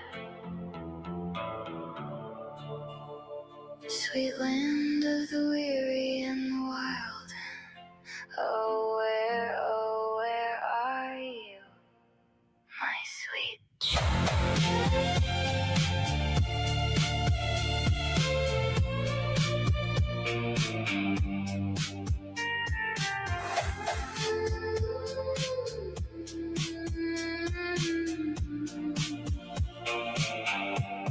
The garden's either dying or about to come alive. The river's either drying or it's deep enough to dive. Can't tell if it's the dusk or if it's breaking into dawn. Are we going on or are we going? Somebody said a storm is coming, but it's been a long time. I don't know what's up ahead, but please, baby, don't you look behind. So tell me, is it gonna be free energy forever, or just the same damn old grind? Singing, sweet land of the weary and the wild. Are we 1 year from the grave, or is this just the beginning? Okay, you want to pause real quick? So obviously, already you're seeing the JFK kind of like right there. Yeah. They're at the John F. Kennedy monument. And there's a lot of calls back to. There was a callback right in the beginning to the Cold War. So yeah, they're talking about that time period specifically. And they're using lyrics, by the way, that are a little bit maybe flew under the radar. And I don't know that this is also a good idea to use. Somebody said Avril Lavigne. It is in the style of Taylor Swift, but also that Avril Lavigne. So yeah, because it's a little bit screamy. It's calling back to the 90s. Yeah. So it's not only is it calling back to the 90s, there's a couple of elements. One of the things they said was the river is either drying or it's deep enough to dive. Mm-hmm. And there's a couple of times where they're like using language that makes me feel like it's biblical. Mm-hmm. But it's through this pop filter, like the river drying, like the Euphrates River. There's another line that they're going to use where it's like, they say, I don't know what's ahead, but don't turn back, or something like that, which is like, it feels like, it's Lot's wife, right? Turning to a pillar of salt. They put a time on it. They said, are we like 1 year? Yeah. Like, yeah. It's right. actually really fascinating, the questions that it's asking. Like it's AI slop, but it's catchy and it's actually pretty decent. And I go like, oh, okay, this is fucking, you could hear this on radio and I wouldn't think about it. But it's you posing. See the national debt back there misspelled. That's AI. Yeah. Oh yeah. That's fun. But the rest is great. But there is a lot of mincing in of actual footage from the early the stuff 80s and 90s. Well, it looked like it was from the 50s. Some of it is really early. Yeah. But it's pointing to what America was and then asking like, are we ever going to get this thing that was promised? That's actually kind of heavy a little bit. Yeah. If you read between the lines is what they're saying. America was this giant, shiny, golden promise. And instead, we've been given this fucking grind. And this thing never comes to pass. And we're given lies over and over again, which we have been given lies. And then they start to get into 0 point technology. But here, let's let it go. It was an interesting conversation we had with Bennis the Menace. Okay, yeah. Matt, I don't know how much you enjoyed the conversation, but yeah, like they were talking about how things were before, like single family homes, or not single family, but like one working family. And I was well, the nuclear family, right? And like now you're talking about the Jews and the Federal Reserve and the banking system. It's like, there's a lot that goes into that you're missing. Yeah. But whatever. Let's check this out.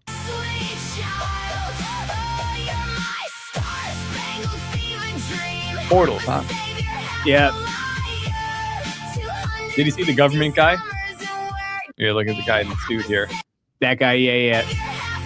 Oh, look at it comes up in the background. That's interesting. Is this like a Tesla kind of a situation, right? Tesla develops whatever you might call like 0-point technology or free energy, and then the fucking feds come up. There's a couple of these little slippery moments where they say they'll say it later on. Keep an eye out for it. The kids are either screaming or laughing in the sun, and when they say laughing in the sun, for a moment they flash an image of kids playing with a giant mothership behind them. Whoa. Okay, let's see that. Yeah. Huh. 250 summers and we're going Katy Perry.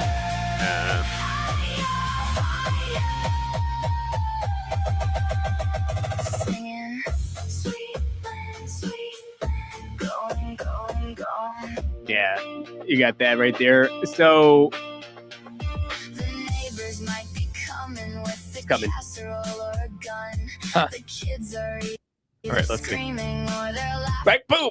Ooh, it's so fast. It's Oh, so that's- fast, that's so tricky, sneaky, but huh? it's huge. It's huge. Here, let's play that again. The kids are either screaming or they're Now, Yeah. look at that, huh? Very interesting. That is interesting. And the other question you got to be asking yourself is like, yeah. Once again, sloppy pop AI fucking song, and How much are people actually clued into this shit? well, kind of. It's going viral, and people are catching all the QAnon shit. You got to ask yourself, why the fuck would Elon Musk tweet this 3 times in a row? He tweeted, what do you mean? He tweeted this. This is actually the Three times in a row. 3 times in a row. Like he deleted it and retweeted it, and then deleted it and then tweeted it again. Huh.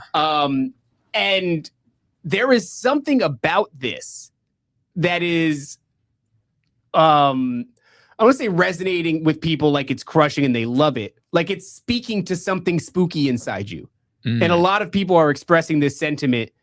And for AI slop, there is like a boomer goy class that is admitting on Twitter to listening to this like fucking 100 times. And it's like, because there's something there. They've stoked the flames culturally to create this yearning in us. Maybe that's what we should do. Make our own fucking... With our like, we should do clips and then just make them AI slop. This is what Stax was telling us, that he was trying to explain the Nephilim or the idea of evil to his uncle, and his uncle rebutted him with an AI picture about how it's wrong. And I was like, well, if that's how you've got to learn, then here's my AI picture. I do it better than boomers. Right. Why aren't Maybe we is that what it's using going to that? take? Yeah. Yeah, it's a tool. It's a weapon. I do think that culturally, though, and Elon in particular and Twitter in particular, he did say at one point why he bought Twitter was because the writers are here. Mhm. The writers for the script are on Twitter. Yes, they are. That's fascinating. That's a fascinating... This motherfucker be telling you things and people just go, oh, it's fucking whatever. Well, this is what I was talking with Matt. Hold on, let's go full screen real quick, and we'll come back to Yeah. this. I was talking with Matt about this as well. When you're discussing the idea of, when we were discussing the idea of Owen, I was explaining like, all right, well, there's a lot more too. So Owen is at one point gets recruited by Kanye Yeah. to be his advisor for Yeah. a short period of time, and then I think like it's weird. Like Kanye doesn't know exactly what he's doing, so sometimes it's like moving in a cool direction. Sometimes he's like flipping back, and I'm just like, okay, Kanye saw that, and he goes on and he takes a relatively unknown comedian. He's like, write jokes for me, man. Like, tell me some jokes, tell me some stuff. But I think what he's doing is like, he's moving stuff around. Yeah. And he also did the same thing with Shane Cashman. Yeah. And with Milo Yiannopoulos. How weird is that? How weird is it that like all 3 of these people follow us? Like Yeah. we're pretty close to 2 of them. Oh, yeah. And one of them like just acquaintances. But like, yeah, no, I saw these guys a long time ago, and I was like, that dude's special. I Mhm. don't know why. But now everybody knows like these major players are, it makes sense for us to be like, yeah, Shane Cashman, obviously. Like, Yeah. this guy's something about him. But for Milo Kanye, Yiannopoulos, yeah, hilarious. For Kanye West to go through the internet and dig out, yeah, because his bandwidth is much more... it's wide, so much wider. And there's so many it's people, wider, but it's also taking up so much more than Yeah. ours is. Like our bandwidth is pretty freed up. and there's people in his face that are always probably presenting him like, oh yeah, this is the guy. And he's moving them to the side and he's going, these 3. I'm searching the deepest, darkest internet, the corners of the internet, and I'm going to find a guy that's been canceled. Yeah. I'm going to find a guy that wrote for Timcast kind of reminds me of Hunter S. Thompson. Yeah, and a gay dude. You know, it's like, again, not to say either of these guys are infallible, or either three of them. We know that they're fallible. No, but like they they're have like something in common though, and there is what is it? I don't know. I think it's the truth. And it's not like they're on it all the time, and it's not like but they're willing to stick their neck out for it. Mm-hmm. Maybe that's what it is, right? Because it's like I like to think that we do that. I don't always know the truth, and I'm definitely wrong about a lot of shit. But when I see the truth, I'm willing to stick my neck out for it. Yeah. And I think that, you know, Kanye is the kind of guy maybe that was really important to him at a time. Maybe it still is, but you could make an argument that it was really important to Kanye for a time. And in fact, it's probably what made him stick out more as a cultural phenomenon. Yeah. Than besides just being an artist. But you can only go so far doing that. I think what these guys learn at the top is what you can learn from Trump at the top is delegation. Yeah. So if you're going to have the truth, you can do a rap career, you can get canceled, you can do all the stuff Kanye West did. At some point, you're going to have to start building a weird team. Yeah. And like pulling people. And even if they're not necessarily a team, you've got to have their opinions. Yeah. Yeah, you need a council, right? Yeah. And if you, well, I mean, there it is, right? If you were to create a council of dudes who would advise you, you would want guys that weren't afraid to say the truth as they saw it. Mm-hmm. So that's probably what it is. Because otherwise, he's surrounded on a regular basis. He probably saw those guys and said, these guys would tell me the truth. Because nobody fucking else is.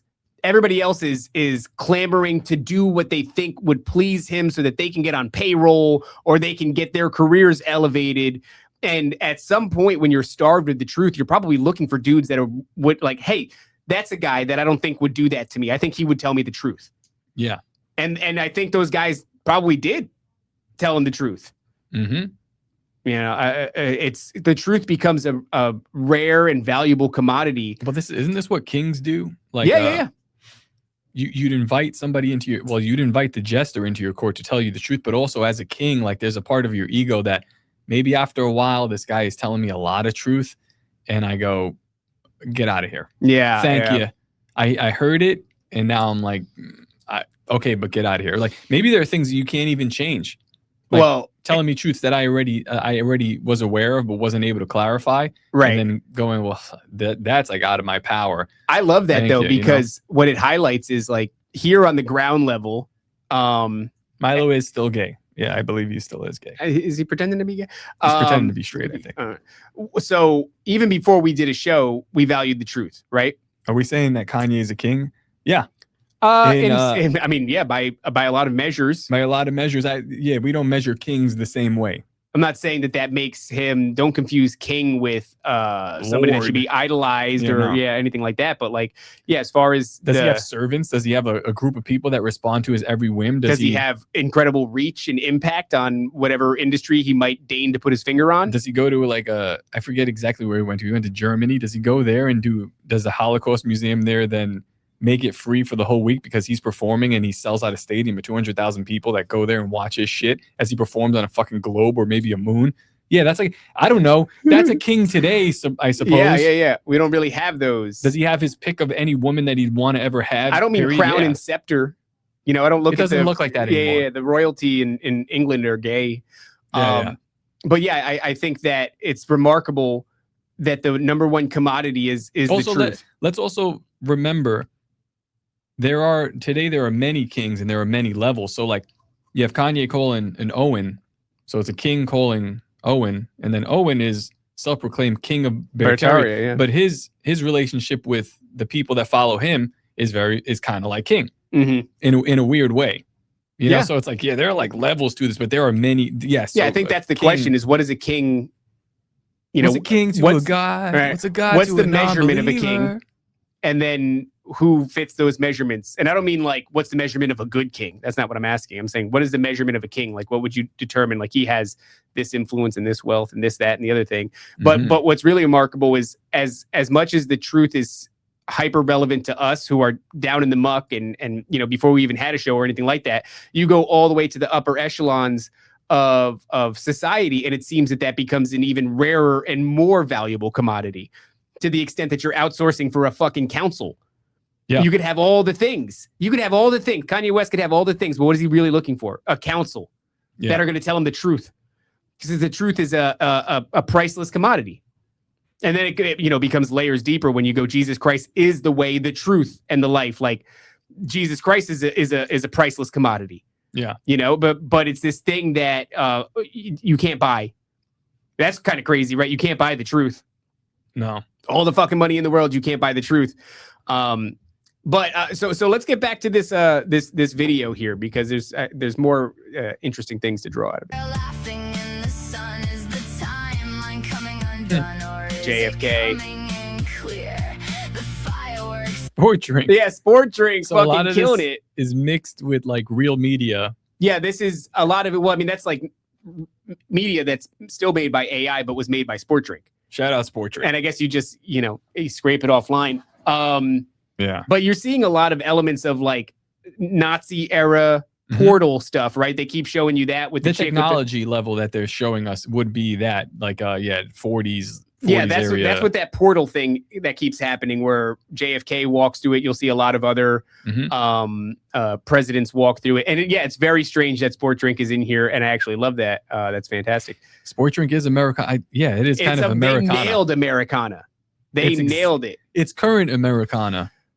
It's because it's a joke of what America was. Yeah. Well, tell me that seeing this makes you yearn for an aesthetic that, like, I wasn't even old enough to appreciate. I was born in 1990, which is arguably the tail end of this aesthetic. I mean, we still had a lot of Americana shoveled our way in the 90s, especially with the toy industry and the game industry and things that were aimed at children, and cars and all that was all still very but it wasn't cool. nostalgic Americana. That was It was like the tail end of it.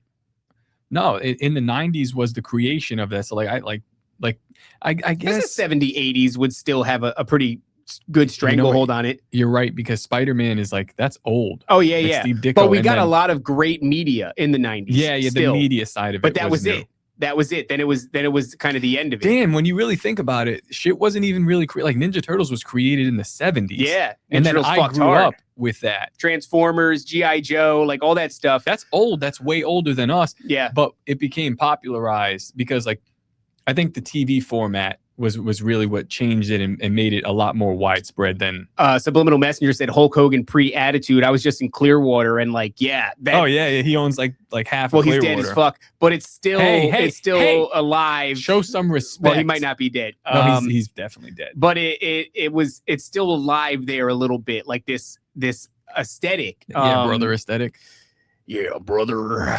Sport drink purple now with extra Hulk codeine. Hogan turning heel. As a matter of fact, that happened.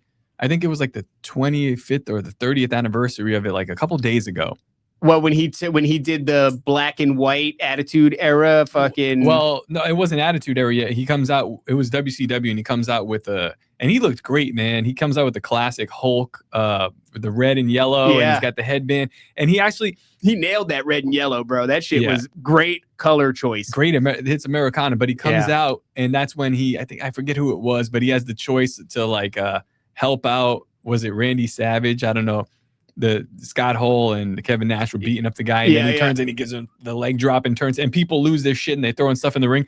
But he actually looked like you remember when Rocky and Rocky 2, and there's a Rocky 2 or 3 where he cuts weight to fight. So he's just looking. He looked great. Shredded. He looked great. Yeah. That's how Hulk Hogan looked when he turned heel. Yeah. I mean, he looked like top of his game. But Hulk you Hogan. nailed that too, right? Rocky, Rambo, fucking the Terminator, like. Also, this is Hulk Hogan was in Rocky too. That's right, he was. Yeah. That's funny. He was These also in things are- fucking Three Ninjas. Remember that shit? Yeah. So yeah, man, there's something about this that. And shout out to Randy Savage too. Randy Savage got his time in the sun with Macho Man Randy he got to Savage, fight Spider-Man, which is also Hell very yeah. Americana. Bone Crusher is ready. Yeah, my $3,000. All right, let's watch some more of this shit. And I don't think we're going to be able to talk about Tim Pool because. Nah, well, we need But to I had some shit to say about that. Like that was actually We important. got a lot more episodes to do next week. Well, I don't know if that's going to be around next week. Yeah, we'll make it. We can touch culture now. Remember? Can I just say it real quick? All right. Tim It's- Pool's a dim fool. Oh, No, it's actually kind of important. We'll come right back to this. He's arguing with Clint online. That's so funny. I know. I only know because people are tagging me in it, and they're like, I look, can't see it because Clint blocked me, so I don't even know it was really happening. well, I could see it after I click on it, and I Okay, could yeah. like see what he's saying. But Clint was like, yeah, like Clint Pool. Clint Pool, whatever. Clint is saying like, the assassination and the guy's a patsy, and this is kind of a I scam. watched a video recently, 30-06, going through a chunk of pork with a cow femur and some bricks behind Sure. it. Fucking explodes. It's insane. Then Clint actually went ahead and this is unusual of Clint because he never bites the hand. Although this hand, Oh yeah, hasn't, he did. He was aggressive. this hand hasn't fed in a long time, That's so right. that's why he's biting now. Bite the tip off. You know what I'm saying? A little. Bite the tip off the finger. So he said that it's like it's unfeasible if people know within 10 minutes of this guy getting shot what happened, and they're getting phone calls as Charlie's bleeding and being transported to the hospital. It's bullshit. Tim sees this because Tim is the guy that tweeted about this 10 minutes in. Yeah. And I remember that tweet. I actually have a knockoff tweet of it right here. Dan Smots. He Dan tweeted. Smots hilarious. You know Dan Smots? Yeah. We had him. We were on his show. On his show. Here, you can switch it up real quick. Actually, it's there. This is so funny. Sources tell me Tim Pool is stable. Please, God. Yeah, he nailed the spelling that he did as well. It's everything. Yeah, The everything. lowercase G God was Yeah. interesting Yeah. always for me when Well, I'm like, because he doesn't have the fucking wherewithal. I don't know anymore. Maybe. But what happened there is like he's talking.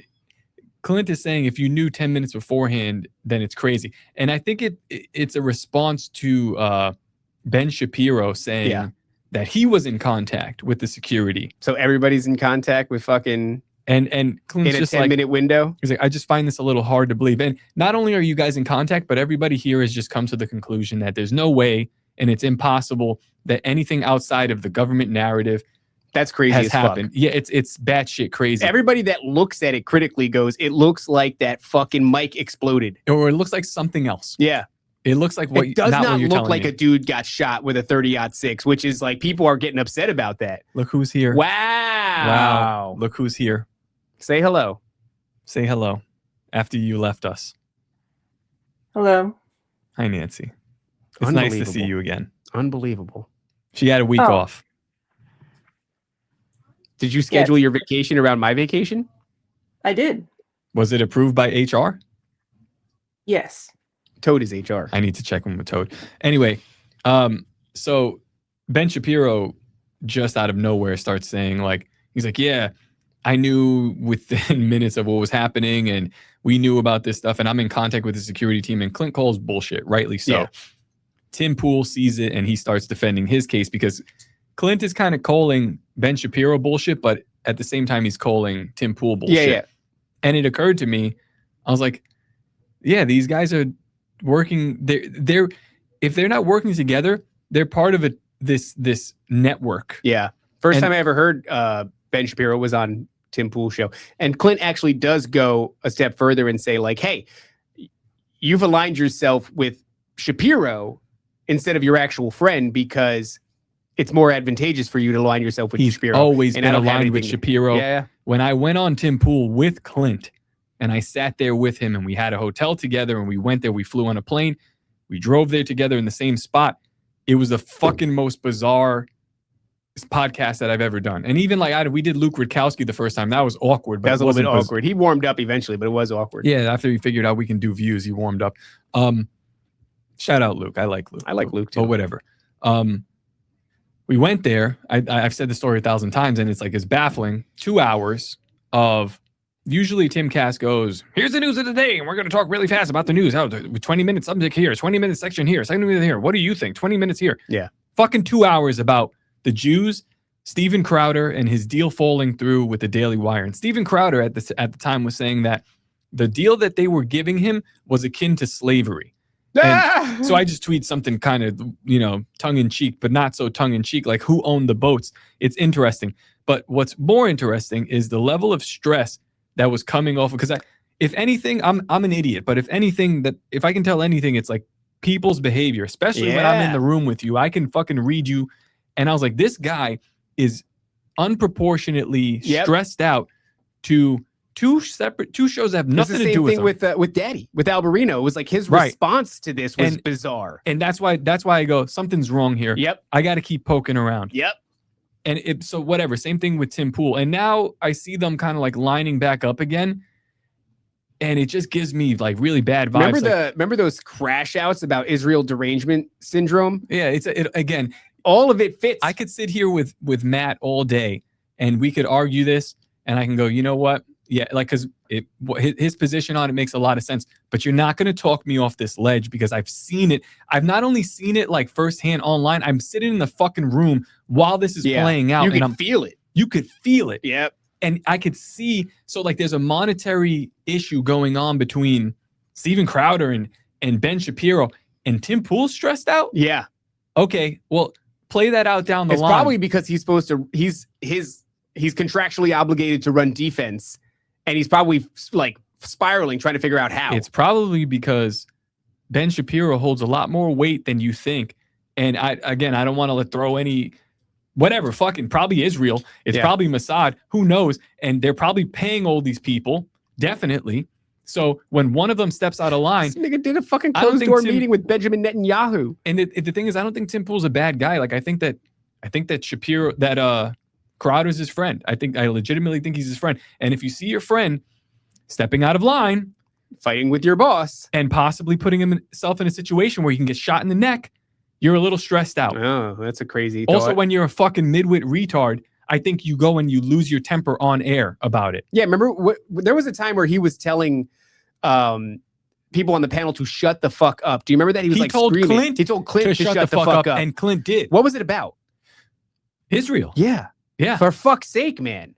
Well, whatever. I remember that was the last time I looked at anything that he did because I was like, this guy's garbage. Yeah, that's I I was like, can't look at a dude that I would stand up and say, what did you fucking say? Oh, yeah, and 100%. If we were in the thing and you were telling me to shut the fuck up, I would stand up and I'd be like, what are we doing right now? Because the way that you're acting is like you're one step behind violence.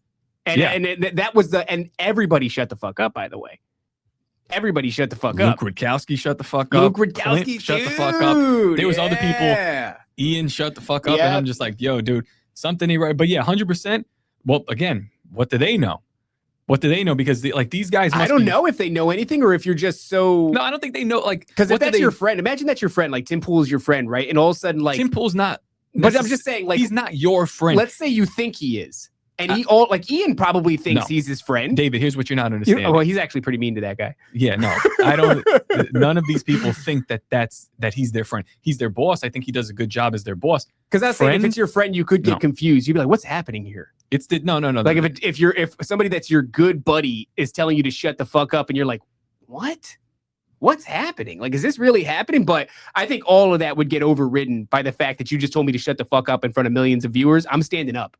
I'm standing up and go, what are we doing here? Or just leaving. Like Kanye West, very intuitive dude. It's getting to that point there with him. And he's like, I'm going to stop you right there. And I'm fucking leaving before this even goes. Cause no. You're not going to It's funny that you flopped the fucking Kanye thing too. And that was only weeks. Jew thing. Keep in mind too, the Kanye West flop was only weeks before I went there. Yeah. Maybe 2 weeks. And as a matter of fact, the week before Kanye West Candace Owens was right before we went. And then the day before, the Hodge twins were before we went. Candace and the Hodge twins are now doing... You know how hard it's got to be? They've gone so far away from whatever Tim Pool is stuck in. Yeah. Well, that's the thing is he probably gets in this and never has any idea of the cultural wave that's coming. Mm. And then when everything in that industry, in this space where we fucking tell the truth as we see it, starts to go, the fuck's going on with Israel and the Jews? And you can't. Mm-hmm.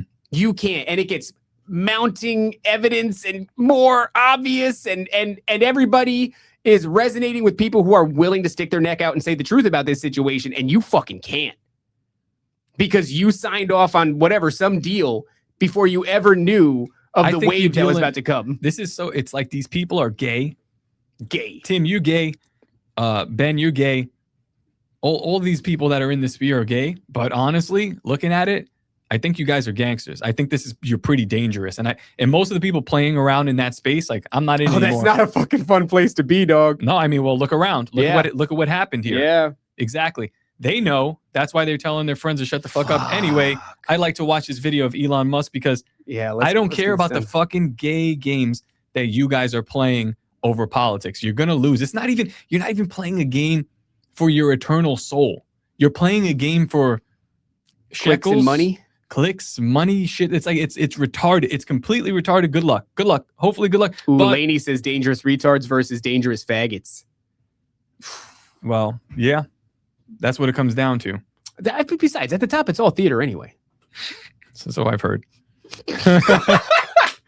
All right, let's back to Taylor Swift. Fun dancing here, and nobody can promise me that we're gonna make it to the light. So is it an awakening, or is this a knife in the night? Knife in the night, too. Thief in the night, right? There's something there. There's like this language that is like pseudo-biblical. Okay. This looks like that guy's set, his podcast set. I forget his name. Which one? Ramsey? Something Ramsey? I don't remember. A21, he has a great podcast set, but he's like kind of like... Oh, yeah. Yeah. Stand up tall, because Listen to this shit. guess what? Where we go on, we go on. Whoa. If you can hear this from the other side, across this great quantum divide, don't get me wrong, now is the time to stay strong.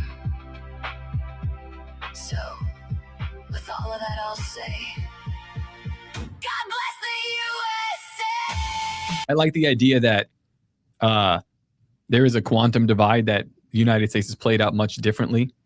Yeah. There's an alternate timeline. We're parallel to it. We're trying to talk to it. I mean, this is Stephen King Q actually lore. he wrote a book 11/20/263. It's about the assassination of JFK, but it follows Lee Harvey Oswald and his attempt. Oh yeah. I think James Franco played it. It was pretty good.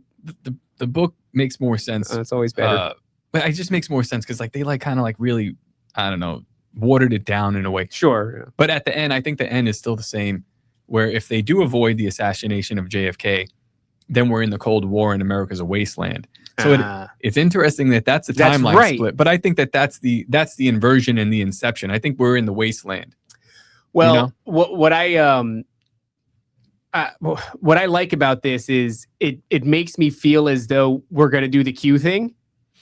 And, you know, Dangerous Retards episodes, real early days, sitting across from Clinton, I'm telling him Q will be vindicated. It's going to come to pass. Now, of course, we know that it is a psyop, but guys, listen, man, we've been subjected to real shitty psyops, and I yearn for the page to turn and the next thing, because we've been edging some good quality slop. Dude, if we're going to get a QAnon psyop, that's going to be fun. That's going to be so fucking fun. We're going to have real purpose, real work to do, and fun shit will be happening. And we'll be among the very few who are saying, no, this is bad. Yeah. As I am on a hoverboard, I'll be saying on my 0 Point Technology hoverboard, I'll be saying, this is bad, guys, but watch this kickflip. But this is not good. All right. This is all a big deception. And just watching, I mean, the idea that he does this so many times, he reposts this so many times, and it even talks about like Trump in the context of being a liar.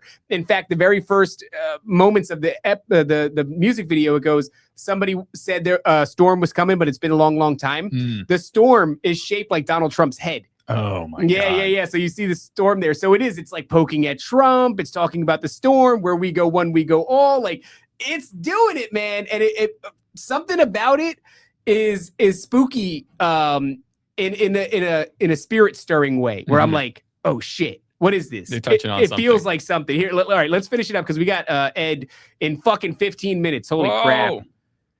All right.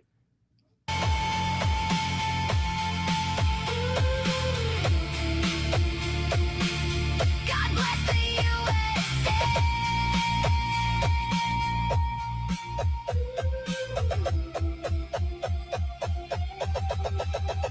Singing, sweet land, going on.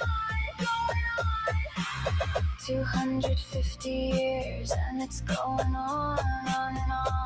On the edge of They all have these files. the Obama gets arrested. Yeah. Is it midnight? Is it morning? Is it ruining? Is it time to rise? 250 summers gone by. So just go on and tell me those sweet lies. The kind as sweet as these July. Going on and going on.